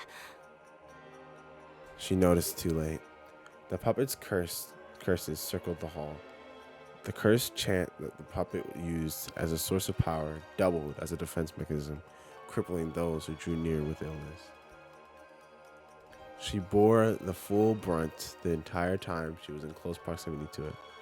Although Alko had magic circuits, she was succumbing just as Sojiro had. She forced her deteriorating body to jump back. 負けるか。 With all the energy she could muster, she forced her way past the exhaustion caused by the curse. That's what I'm talking about. Come on. However, Alko's blood pressure took a steep nosedive. Not from the curse-inducing amnesia, but from what had just appeared in front of her. They stood in perfect harmony. In front of Alko was the automata that shared her face. Its left arm held out like an arrow. The deadly weapon shot forward and honed in on her heart. Then, a moment before it made contact, I knew it. My boy, Deus Ex Machina. The moment she had heard that fearless voice, completely out of place in this storm of violence, Ako's body was pulled forcefully to one side. Once again, the extending arm cut through the empty air. While Puppet quickly retracted its left arm, Sojiro took a brief opportunity to take Ako by the hand and flee at full speed. Jeez.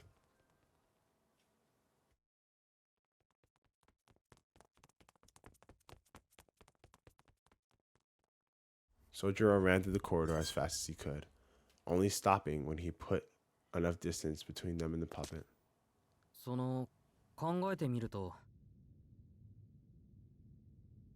Though he had saved her, she looked angry rather than grateful. This did not keep Sojiro from saying his piece. 明日はどうも忙しいみたいなんだ In other words, let's finish this today. A rather awkward proposal. He's such a genius, by the way. Oh my God. Ako remained silent. She was also rather angry.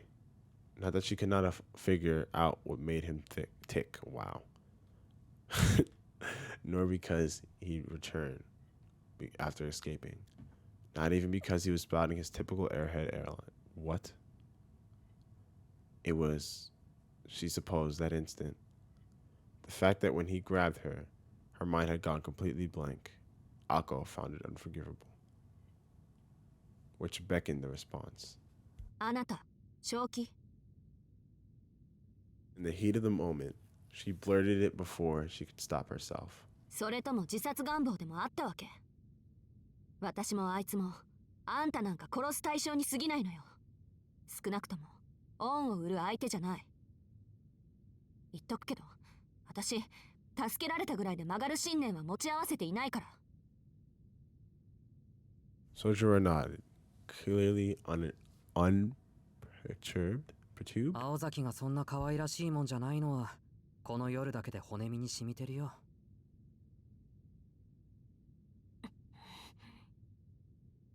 She found herself slightly offended. けど君は勘違いをしてるから少し正そうあいつの狙いは青崎だけじゃない君だけじゃなく俺も殺す気だと思う She was having none of it. Her eyes shot daggers his way. 話は最後まで聞くどうしてかっていうと1階の入り口あるだろあの細長い通路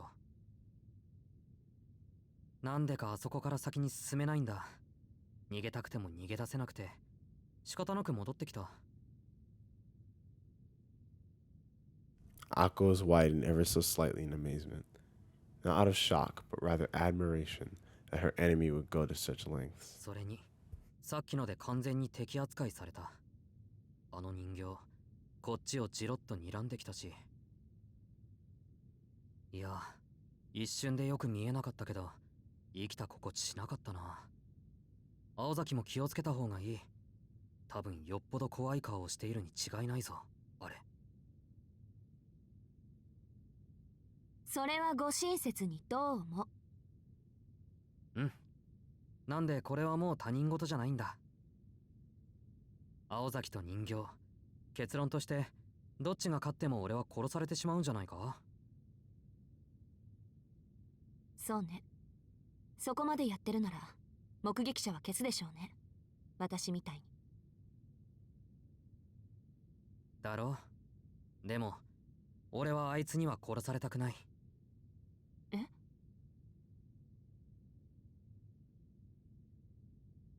His words were decisive. As Ako looked up at him, she could swear he was trying to encourage her. It was then that she realized. Sojiro was looking even worse than before. ちょっと待って Yeah, I saw his eyes earlier. Yeah, no. まあ醤油を一升瓶飲むよりはマシではないかと He tried to make light of the situation, but his forehead was clearly drenched in sweat. そうかさっき人形に近づいたから All that extra curse. How could he possibly be able to withstand a curse that made even Alko nauseous? She bit her lip, annoyed at herself for not noticing this earlier. Sojiro was such an airhead that she hadn't even paused to consider his plight. 下で隠れていようとか思わなかったのその方がどう考えても安全でしょ She really could not understand him at all. それは青崎が言うセリフじゃないな。でもまあ、長話をしている時間もない。そろそろ追いついてくる頃だ。He turned to look down the corridor. The crackling sounds of a music box can be heard creeping forth from the darkness. さっき1階にいて考えたんだ。君がやられても俺は殺される。なら、まず奴をどうにかするべきだ。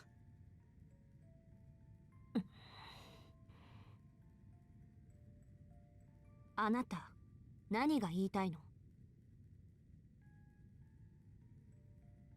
She asked a question to which she already knew the answer. She did it to put him out to the test. If he wavered even a little, she would have killed him where he stood. 提案。あいつをやっつけるのに協力したら、俺のことは見逃してくれる？助けられたぐらいじゃ信念は曲げないって言ったでしょ。それに、あなたに何ができるっていうの？それは青崎が考えてくれ。得意だろ、そういうの。he's such a genius, bro. The commander, who had the overall picture, was responsible for delegating roles to their teammates. It was futile to depend on someone who was unable to grasp the situation or evaluate the enemy's strength. Sojiro was proud to share that he knew this. He spoke the truth. Alko was the only one who knew Sojiro and both Sojiro and the automata. That was why he pointed out the following. That following her orders was the best of his ability. To the best of his ability was the only thing that he could do.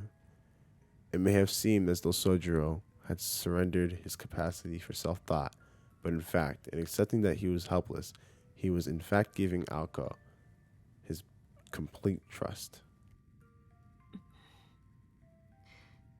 じゃあ、私の指示に 100% 従うってこと？ああ。それに、これは恩とか義理の話じゃない。一人だと分が悪いから二人でかかるだけだ。善意でも好意でもない。取引って言わないか、こういうの。His eyes sparkled as if this was bartering in its truest form. まったく。 Oh my god. This child must have learned that from Tobimaru, Alko thought.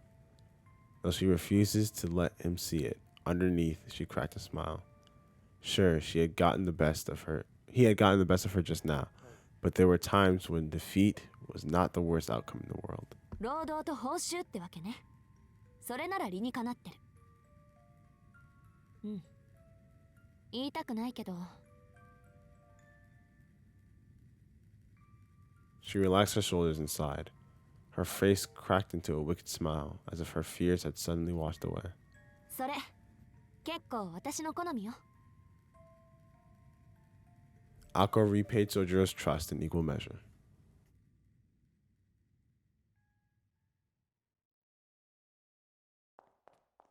結構きついかもね。あなたの役目。Alko warned Sojiro, moving as fast as she could without her footfalls causing a din of noise. Sojiro remained near the center of the spiral maze on the second floor. 実を言うと、もう一つ用意しておいた仕掛けがあるの。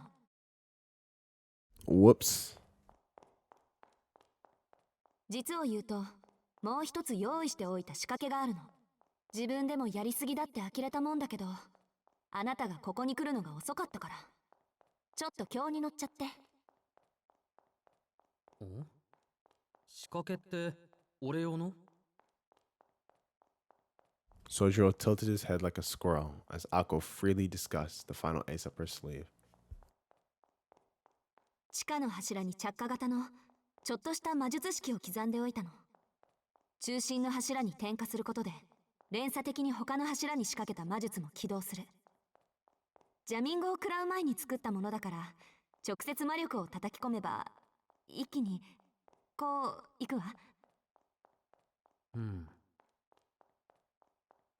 Sojiro was a little unsettled by how unclear that last bit was.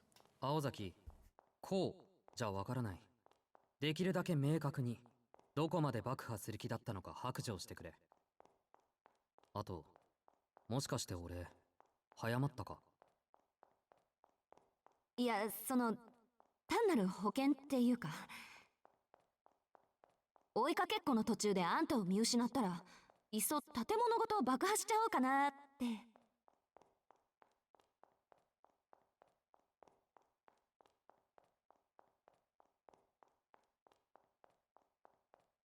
It was her policy to be thorough to the end, after all. She laughed in embarrassment, saying it out loud, though. いくらなんでも徹底しすぎてる。Faced with Ako's cruelty, Sojiro forgot about the situation at hand and protested from the bottom of his heart. 何よ、いいじゃない。そのおかげでなんとかなりそうなんだから。She shot back. Ako dashed down the corridor, mumbling things that probably would have sent Sojiro panicking if he heard them. The strategy was simple. Ako would use the escape route to the right. I don't know why my voice is doing that. It's like, I know you can hear it, right? Like, I don't know, weird. To the right and avoid the puppet while making her way down to the basement. Upon reaching the central pillar, she would infuse the formula she had prepared with magical energy and escape. Once ignited, it would take about a minute for the chain reaction to spread throughout the whole house of mirrors and another minute for the building to collapse. She would be cutting it a little close, but because she had committed the maze to memory, she was sure she could make out in time. Ako assumed the chain reaction caused by the pillar would clear the barrier that the puppet had placed on the entrance. And even if it was strong enough to withstand the blast, it would not be able to stay standing once the foundations buckled. Sojiro's escape was assured as long as the formula in the basement was activated. Next came the most important part. The automaton was already at a disadvantage in the obstacle-laden house of mirrors and was unable to move at full speed. If it was near the center of the floor when the building collapsed, it would be caught up and crushed by it. So the problem was keeping the puppet on the second floor until Ako could make it down to the 当てにした basement. からね、しずきくん。せめて3分ぐらいは引きつけて。Ideally, he would be able to keep it busy until she could activate the formula. If that failed to work, him luring it down to the first floor would be the next best thing. She understood perfectly well the danger she was putting Sojiro in, but his lucky streak was running speed were nothing to scoff at. ただ逃げるだけなら、もしかしてとんでもないことをしてくれるかも、あいつ。Ako made her way through the hidden passage of the maze, her hopes pinned on Sojiro. Meanwhile, well out of earshot, Sojiro was readying himself for another desperate chase. He calmed his beating heart using a method of his own making. What mattered most was that he remained calm. The plan was simple enough. And Ako's orders were and easy to understand. 10メートルぐらいの距離を保って、できるだけゆっくり通路を3、4周すること。横道は鏡のつなぎ目で覚えて。ここなら左回りで6、3、7、2枚目にあるから、そこをぐるぐる回ってれば比較的安全よ。It was essentially a looping marathon. As long as Sojiro maintained distance from the puppet's extended arm, just enough that she could continue to track him down, she should continue chasing him indefinitely. Simple though the task was, Sojiro was putting his life on the line as bait. And then there was the final order to run as fast as he could to the exit of the building. Exit when the buildings began to sway. 結構じゃなくて、かなりきついんじゃないかな、これは。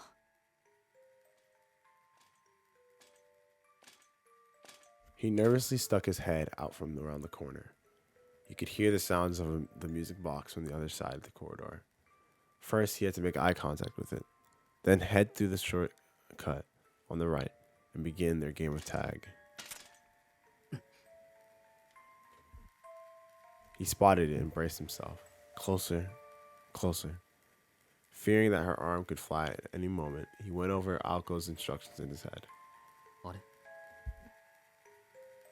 However, he could not quite remember which pain led to the first hidden passage, bruh. The third, the sixth, the ninth? You couldn't write it down in your hand or something, bro? No. He was sure that he was mistaken. He was confident he had memorized moments ago, but his nerves had gotten to the best of him, and his head was now spinning. Then, Sojiro realized the sound of his pursuer began to growing distant. What? At an incredible speed. What? What? What? What? What? 何 What? The unusual silhouette of the puppet astonished him. Before it had taken the form of a beautiful girl, but now it made a bizarre transformation and returned to the first floor to pursue her primary target. Oh no. いやそれは Sojiro was no longer sure what to do.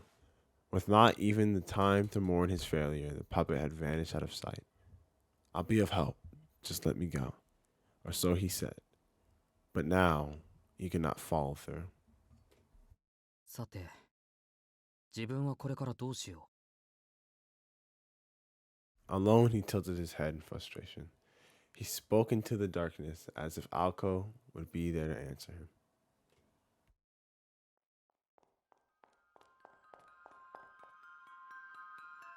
That very moment, having arrived on the first floor, Alco quickly understood what had transpired above her.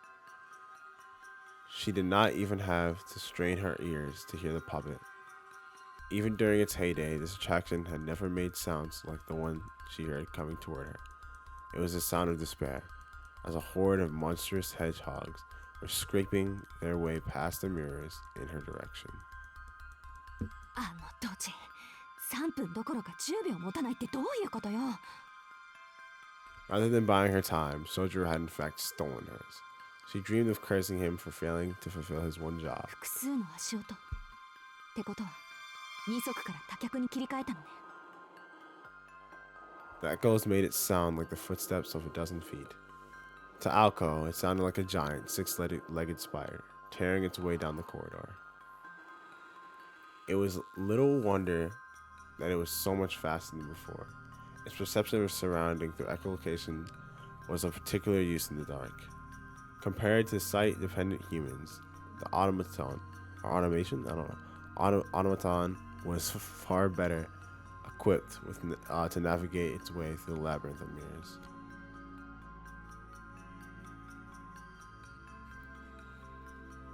If it could not keep pace earlier, it was because its bipedal mode of movement was not up to the task. But the stability provided by multiple legs gave it speed that far exceeded that of any human. どうするどうするどうする。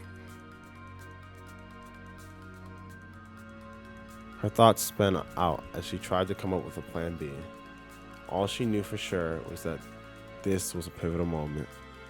If she continued standing still, she had seconds left at most. Even her current state, she knew that she could easily neutralize the bounded field blocking the entrance without casting a spell. All she had to do was pour a little of her energy into it. Akko could sprint with all her might for a little more than 3 minutes. The puppet had far more stamina than she did. She could only come up with 3 options. The first was to escape through the exit in front of her. The second was to hide herself somewhere within the far more complicated first floor. And the third was to run into the basement and be stuck like a rat in the trap. なんだ考えるまでもない。 She made her decision with 0 hesitations, moving her swift legs again with determined strength. The oncoming storm was almost upon her. Her resolve firm, she turned and ran, descending into the darkness.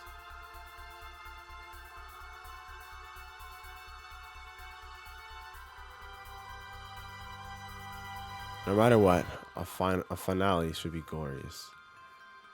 This would be the Mirror Castle's final scene. 2 humans and a puppet. A young sorceress ran towards the subterranean heart of the castle. while the autonomous Antique chased its prey into the depths of a demonic dungeon.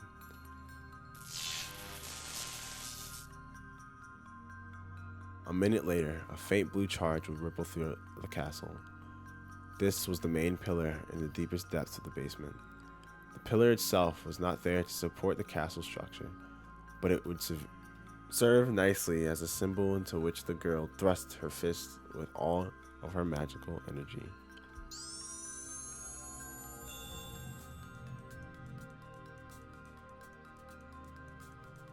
This was the blow that could bring down the castle. She imagined the scene as she threw a punch, a scene that would soon become reality. It was a simple ignition magecraft, meant to release the condensed magical energy engraved into the four pillars that formed the foundation of the structure. Using electricity as a switch meant virtually instantaneous activation. You better start running.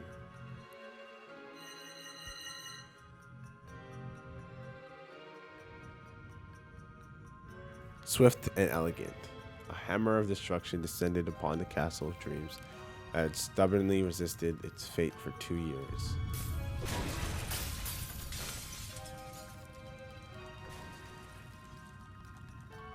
It was almost a joyous sound. And so, the lifeless abandoned castle of mirrors set the stage for its final and most spectacular performance. Alko's magical energy became an electrical charge that activated the magecraft formula engraving into the pillar. The chain reaction would lead the castle to its destruction. ご苦労様。でも、思ってたよりくたびれてたのね。The plaza in the center of the basement. Alko took the plaza in the center of the basement. Why did they start off like Alko tried to steady her breathing while rotating her magic's crest at full speed. She writhed her arms in blue light, fully aware that she could no longer activate another formula. She's ready to fight, huh? Her labored breathing refused to settle. She stood at the corner of the basement. Without being spotted even once, she had managed to make it all the way into the central pillar. It was a 100-meter dash in 13 seconds flat, undoubtedly our new personal best. She spurred on her weakened heart, knowing full well the fate that awaited her. 入れば追ってくる。地下に行けば逃げられない。当然よね。最後まで逃げ回ろうなんて虫のいい話だった。Hindsight was 2020. The castle was only a minute away from collapsing completely. They stayed here. They would both be crushed by the rubble. The puppet certainly did not care. With no life of its own, its sole concern was the elimination of its target, Alko Awazaki. Indeed, the enemy had been willing to die from the start. She resented her own lack of resolve. It wasn't like her to tuck tail and run from an opponent that didn't fear death. Vivo insomni, solitare putoris quiniferis. Ictius meus obitus dies, et meus nativus dies. Teobeam. そもそも自爆覚悟じゃない、あれ。六足歩行とフィンの一撃は使いすぎよ。もう呪詛による魔力補給じゃ間に合わない。Such a perpetual motion device was only as good as its ability to regulate its energy consumption. Using so many functions at once meant it was burning through fuel quickly and losing the ability to process the curses that powered it. It was using up all the functions that had been given to achieve its aim. This was the pride of a tool. If such things could have ego, this endowed with sentience could never hope to understand. A beast born to do nothing but run would burn any human who faces resolve. ほんと、もったいない。こういう無茶をするのは姉貴だけかと思ってたけど、いるところにはいるもんね。But Alko did not intend a sacrifice play here. She respected her adversary now, and she was done regretting her choices. There was no time to waste. 行くわよ。ここできっかり。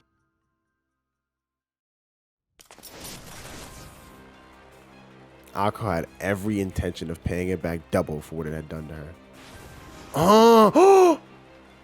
The energy Akko accumulated to exploded out of her right leg. Bro. She aimed for a single thing. Head-on attack. Doesn't this look familiar to you guys? Any of you guys that watch my Melty Blood videos? I don't know, I'm just saying. Oh my god. Rasengan? The enemy's response was a curse to crush her heart. A curse that would rend Akko's heart and destroy itself in the process. As soon as she saw it, Akko kicked the floor as hard as she could. Her long hair swirled through the air as she flipped aside. This music!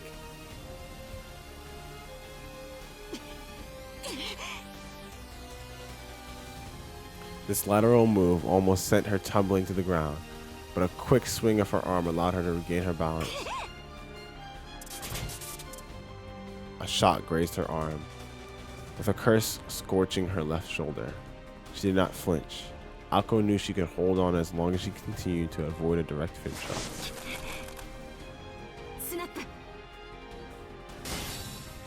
Snap. Oh, she hit the... Off balance and in pain, it took her half a second to recover. The moment she raised her head, she deflected the attack with a fist full of magical energy. Seno! If the puppet had a will of its own, its eyes would have popped right out of its socket. It would have been floored, shocked at the strong will that allowed this girl to perform a series of moves like this. Kuraku.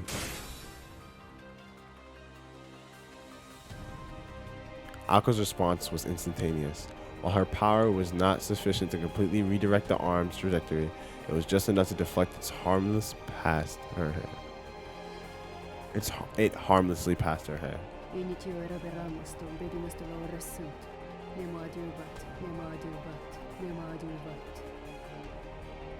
The chant became a curse that robbed Akko of her vitality. Oh my lord.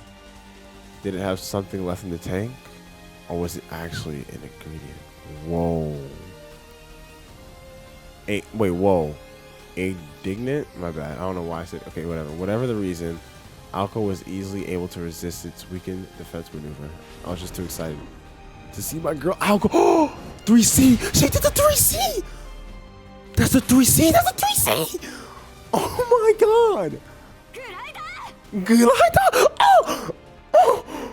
And her right leg, pulsing with magical energy, shot out the puppet's chest from below. That's literally it! The glider and everything.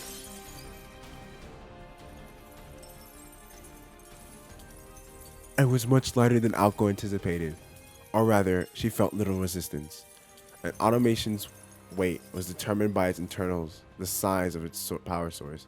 Ironically, it was the superiority of its music box engine that would prove to be its own downfall.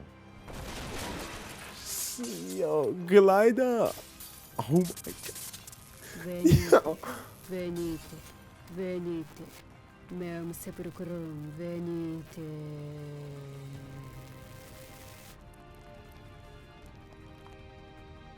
Oh my god, that's the 3C!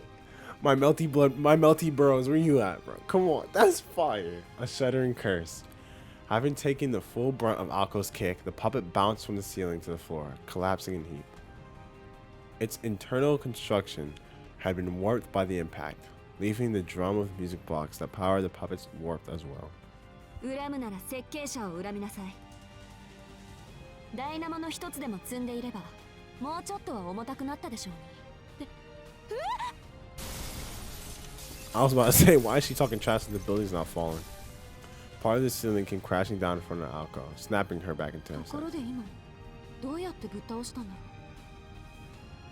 She was so stunned by her own victory that she forgot the House of Mirrors had already begun to collapse. こっちのがやばかった。 Akko's a beast. Oh my god. There was no time to relish her victory or pity her opponent. Not unless she wanted to meet the same fate. As the situation stood, she found it hard to imagine getting out alive. 急げダッシュだ私 She slapped herself on the cheek and took off. This was her bounty for finishing their battle in a matter of seconds. With her breathing labored by all the excitement, she ran for the exit.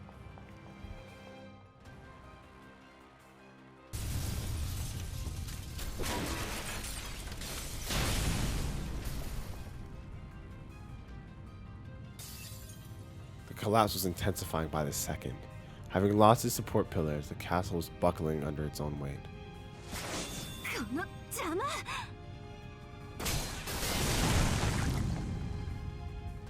Escaping from the basement was proving to be an easy task. No easy task, wow. I was too tantalized, is that the word? I wanted to see the picture, okay? While she was taking the shortest route possible through the maze, she was nearly crushed by a falling piece of ceiling along the way. This was the third time she had to deal with a fallen rubble along the way. 30 bullets. She destroyed the debris on the stairs with magical bullets as she ran. The automation, can I just say, oh, I'm sorry, jamming had long since worn off. Automaton. The earlier attack had damaged the vast majority of its functions.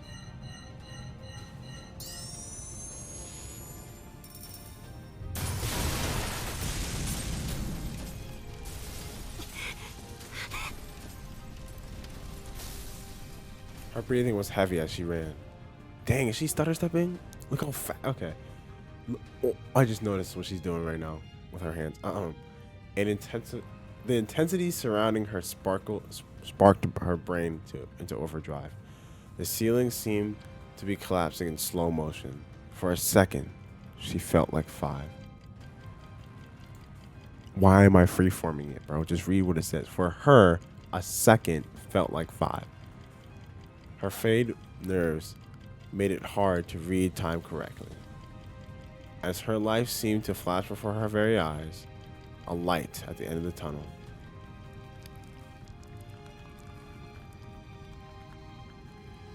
There were debris riddled throughout the stairway, forcing her to crawl up it. She emerged the destroyed basement into the collapsing first floor. That the plaza was still traversable at all was a miracle in of itself, and fortunately for her, the crucial path to the exit was still intact. よしついてる The corridor to the entrance was still intact. The basement maze only extended as far as the plaza, so the entrance corridor wouldn't collapse. Only the ceiling would cave in, leaving the scaffolding surrounding it intact. She got herself this far by telling herself repeatedly that fate would decide whether or not she reached the plaza. Fate? Is that a reference? Her gamble paid off. It was her lucky day. All she had to do was muster the last of her strength and keep moving forward until... She hesitated for a fraction of a second. Was it naivety or a sense of responsibility? She pushed aside the image that popped into her head and continued running down the corridor. 言っとくけど時間合わせの余裕はないわよそんな上等な作戦じゃないしお互いできることをやったら最速で出口に向かいましょう That was 5 minutes ago. At the time, Sojiro had nodded. Yeah. And Akko had not bothered to ask herself why. 何様だっての私今は走ることだけ考えろ The corridor was giving out too. If she were to look back, she was sure she would see the building collapsing on her. She was also sure she had no time to waste doing so. Her luck was fading as fast as the building's structural integrity. It was a small miracle that she had escaped serious injury up to this point, and she could not afford even the slightest slip-up. An ankle sprain, a loss of balance, or even a sneeze would be fatal. A simple pat on the back was enough to end it. She's running in heels, insane. So naturally...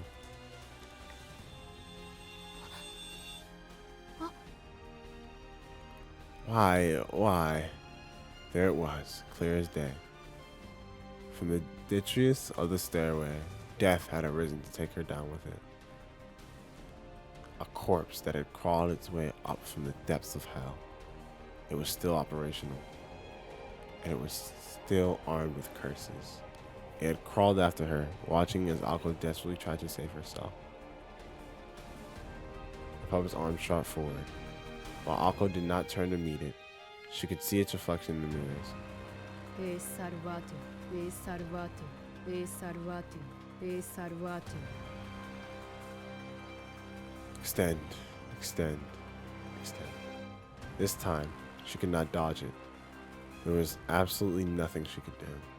The puppet, with her face, saying, Venit domum meum, I invite you lut simile somnium, to die a muddy death. et pulvere simile quotidianum, Become as whispering cor dust. credo, Gouge out your heart. te iudic. Death be upon you.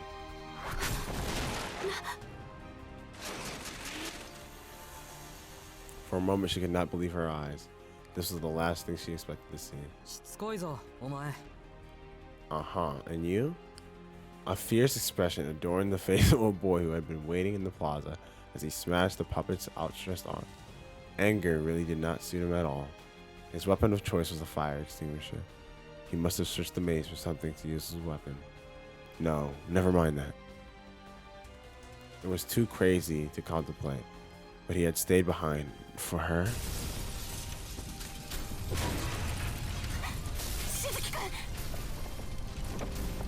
Akko stopped the feet. She had sworn to herself she would never stop moving, and extended a hand out to him. そんなのほっといていいから早く Sojiro tossed the fire extinguisher aside and took off running.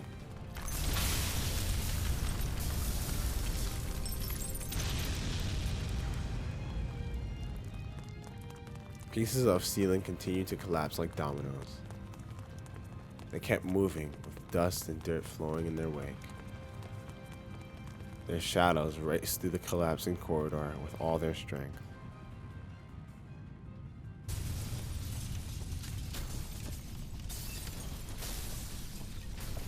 The castle was in the throes of death. With a massive crash and a cloud of dust, the final chapter of the fairy tale that had been Kitsyland came to an abrupt end.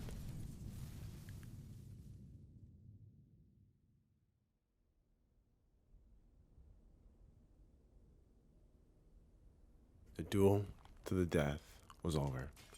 For a moment, amidst their swirling emotions, all past enmity was left behind, and the two collapsed on the lawn and basked in a strange solidarity. The ringing in their ears subsided before long. A tremor of such magnitude seemed impossible in an amusement park like this. As the sounds of destruction echoed across the park, Akko addressed the individual at her side. ねえ生きてるうん。チェ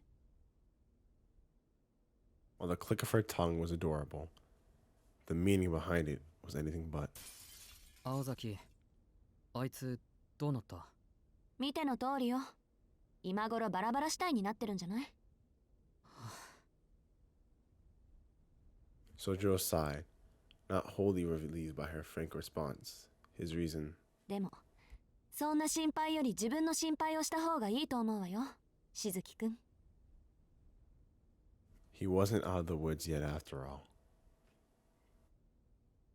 青崎、子供の頃はいじめっ子だっただろ。可逆趣味はないって自負してるけどそれで今の自分の立場分かってる She sat up and smiled. I guess he didn't listen to her. Sojiro hung his head in shame, wondering why her kind tone and expression was so chilling. 面目次第もございません。かしこまってもダメよあの提案には大前提があったわよねこれは取引だってあなたが役に立つのなら見逃してあげるっていうわかってる。だから面目ないって言ってるだろ。Sojiro made a show of avoiding her eyes, like a pouting child. This is my favorite track in the entire game right now. I can't even lie to you, bro. Alko was taken aback by his sulky display. Perhaps he was angered at himself rather than her. He was not mad because she would not let him go. He was mad that he had not done his part. I feel like every track in this game is my favorite. Every time I listen to one, I'm just like, this is it. Akko sighed for what seemed like the millionth time that day.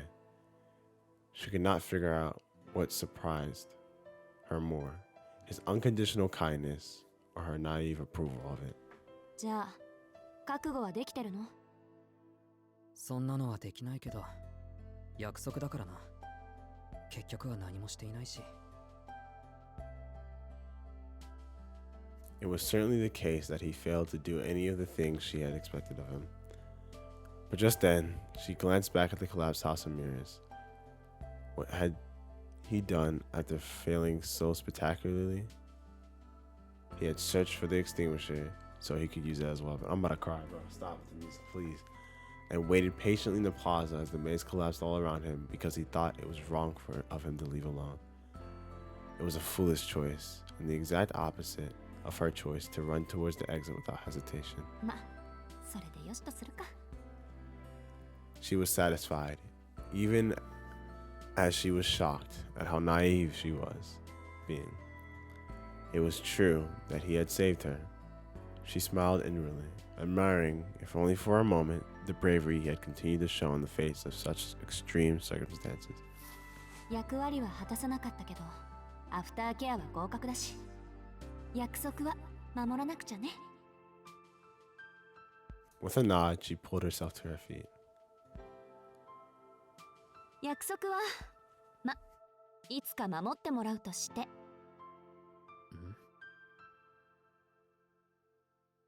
The girl tried to keep a straight face as she offered her hand to the boy still lying on the ground. 結果はどうあれ手助けしてもらったし、特別サービスってことで、今夜はもう手を出さないであげる。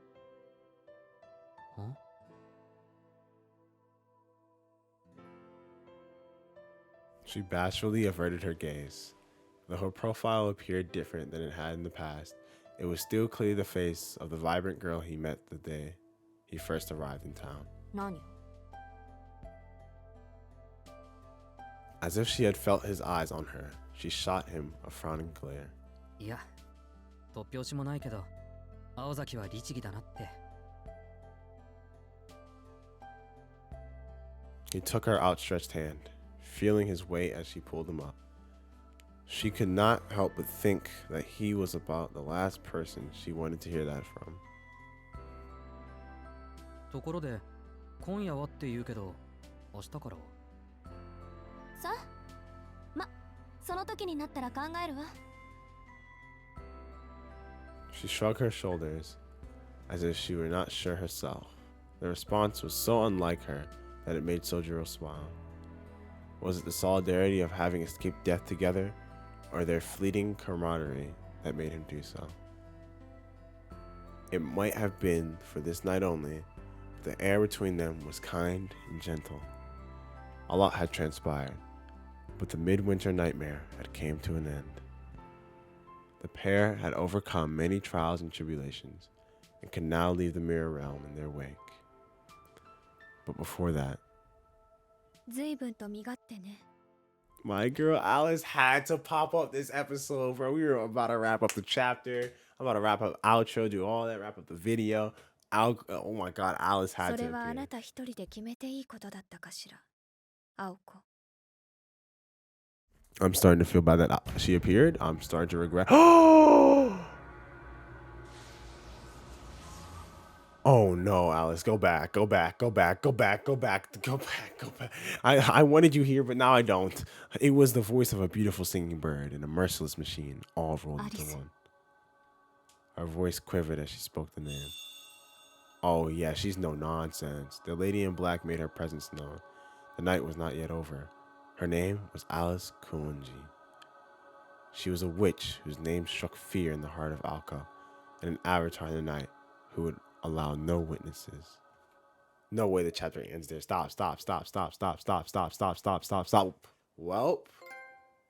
ladies and gentlemen, I guess you're just gonna have to see what happens in the next episode of Witch on the Holy Night. Night of the Witches Part 2. That was a 2-hour chapter. Another part to it? Fire. Chapter 5 was godlike. Oh my. Oh my. The animation, the music, the stress, the victory, the stress on top of the victory. It doesn't end. Oh my God. I was actually hyped to see Alice, and then she just took my hype away. We're going to have to go through this all over again.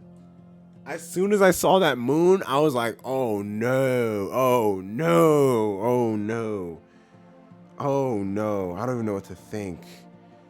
First of all, if you stayed this long, as always with these Witch on the Holy Night videos, or if you're just coming back and watching it over, you know, thank you for watching. I really appreciate it. I'm glad that you guys can enjoy the series. It's gotten a lot of support, which was interesting to me because when I uploaded the first video, I really expected it to get like 10 views at max, 5 of them being me, of course, but it just hit 1K today. Witch on the Holy Night hitting 1,000. Are you serious? Thank you guys so much for that support. I couldn't believe it. I was already very interested in the series, and I was like, even if no one watches it, I'm gonna continue it. Kind of like how Dragon Quest was, where there was no views. I kept doing it because at the end of the day, I want to do what I think is fun. Of course, I want to give you guys videos that you guys like as well, of course, and that others do, and gain more traction and let more eyes onto those videos. But at the end of the day, it is my YouTube channel, so I like to do things that I would like to, and I love it when other people, of course, come in the comments and say, oh, nice video or anything like that, or give me tips or help me out. It's always kind of humbling and also just like exciting, very, very exciting, because I'm already excited to see what happens next. The fact that other people are here on this journey with me just means a lot more, so thank you. And there's also one thing I wanted to say. I was going to say this at the start of the episode, but then I thought it'd be better to put it at the end. I can't watch anime anymore. I can't. Like, going from Witch on the Holy Night and how it takes its time. Like, you saw how much they built up that area for one part of the visual novel. They literally took like 30 minutes just to build up Kitsuland or whatever it's called. I think it's called that. Kitsu, the amusement park. It took so long just to give you all the details, the build up, even extra details that you really don't need, that just make it feel more lived. And then that finale and how much they build everything up and just details and how it feels more down to earth. When it comes to anime, it's like, can we slow down, bro? Like, sometimes I feel like, can we slow down? Like, can I read something? But nah, it's just, I don't know. I've also been playing a little bit of Steins Gate. I'm 10 hours into that game, still on the second chapter. That visual novel was wild. But like, going from that and then watching the Steins Gate anime, I was like, how am I supposed to do this? Maybe that has to do with the fact that, you know, I already knew some things watching it, but it just felt so wrong. It felt wrong. Like, missing out on even the smallest details felt wrong. Like, I was like, no. You're supposed to tell me this. You're supposed to tell me that. It's like, I'm going to miss out on I love small details. Again, they didn't have to tell us about the businessman and all that, about the place, but the fact that they did makes that area more iconic. Like, we know the history behind that area. We know why this place is important. And then on top of that, we will continue to have it in our heads. Like, okay, this is that, whatever, the amusement park failed because of this. It's empty this way. Like, it just makes it more lived in. It makes it feel more lived in, more iconic to us as a viewer. So that's all I really wanted to say. I can't watch anime anymore, apparently. Visual novels and manga, bro. Like, I swear, but that was a great chapter. I loved it. I loved every second. So I'll see you guys in the next one. Youth Bridge of Tunnel. Remember, there's no such thing as hard, just how long you're willing to fight.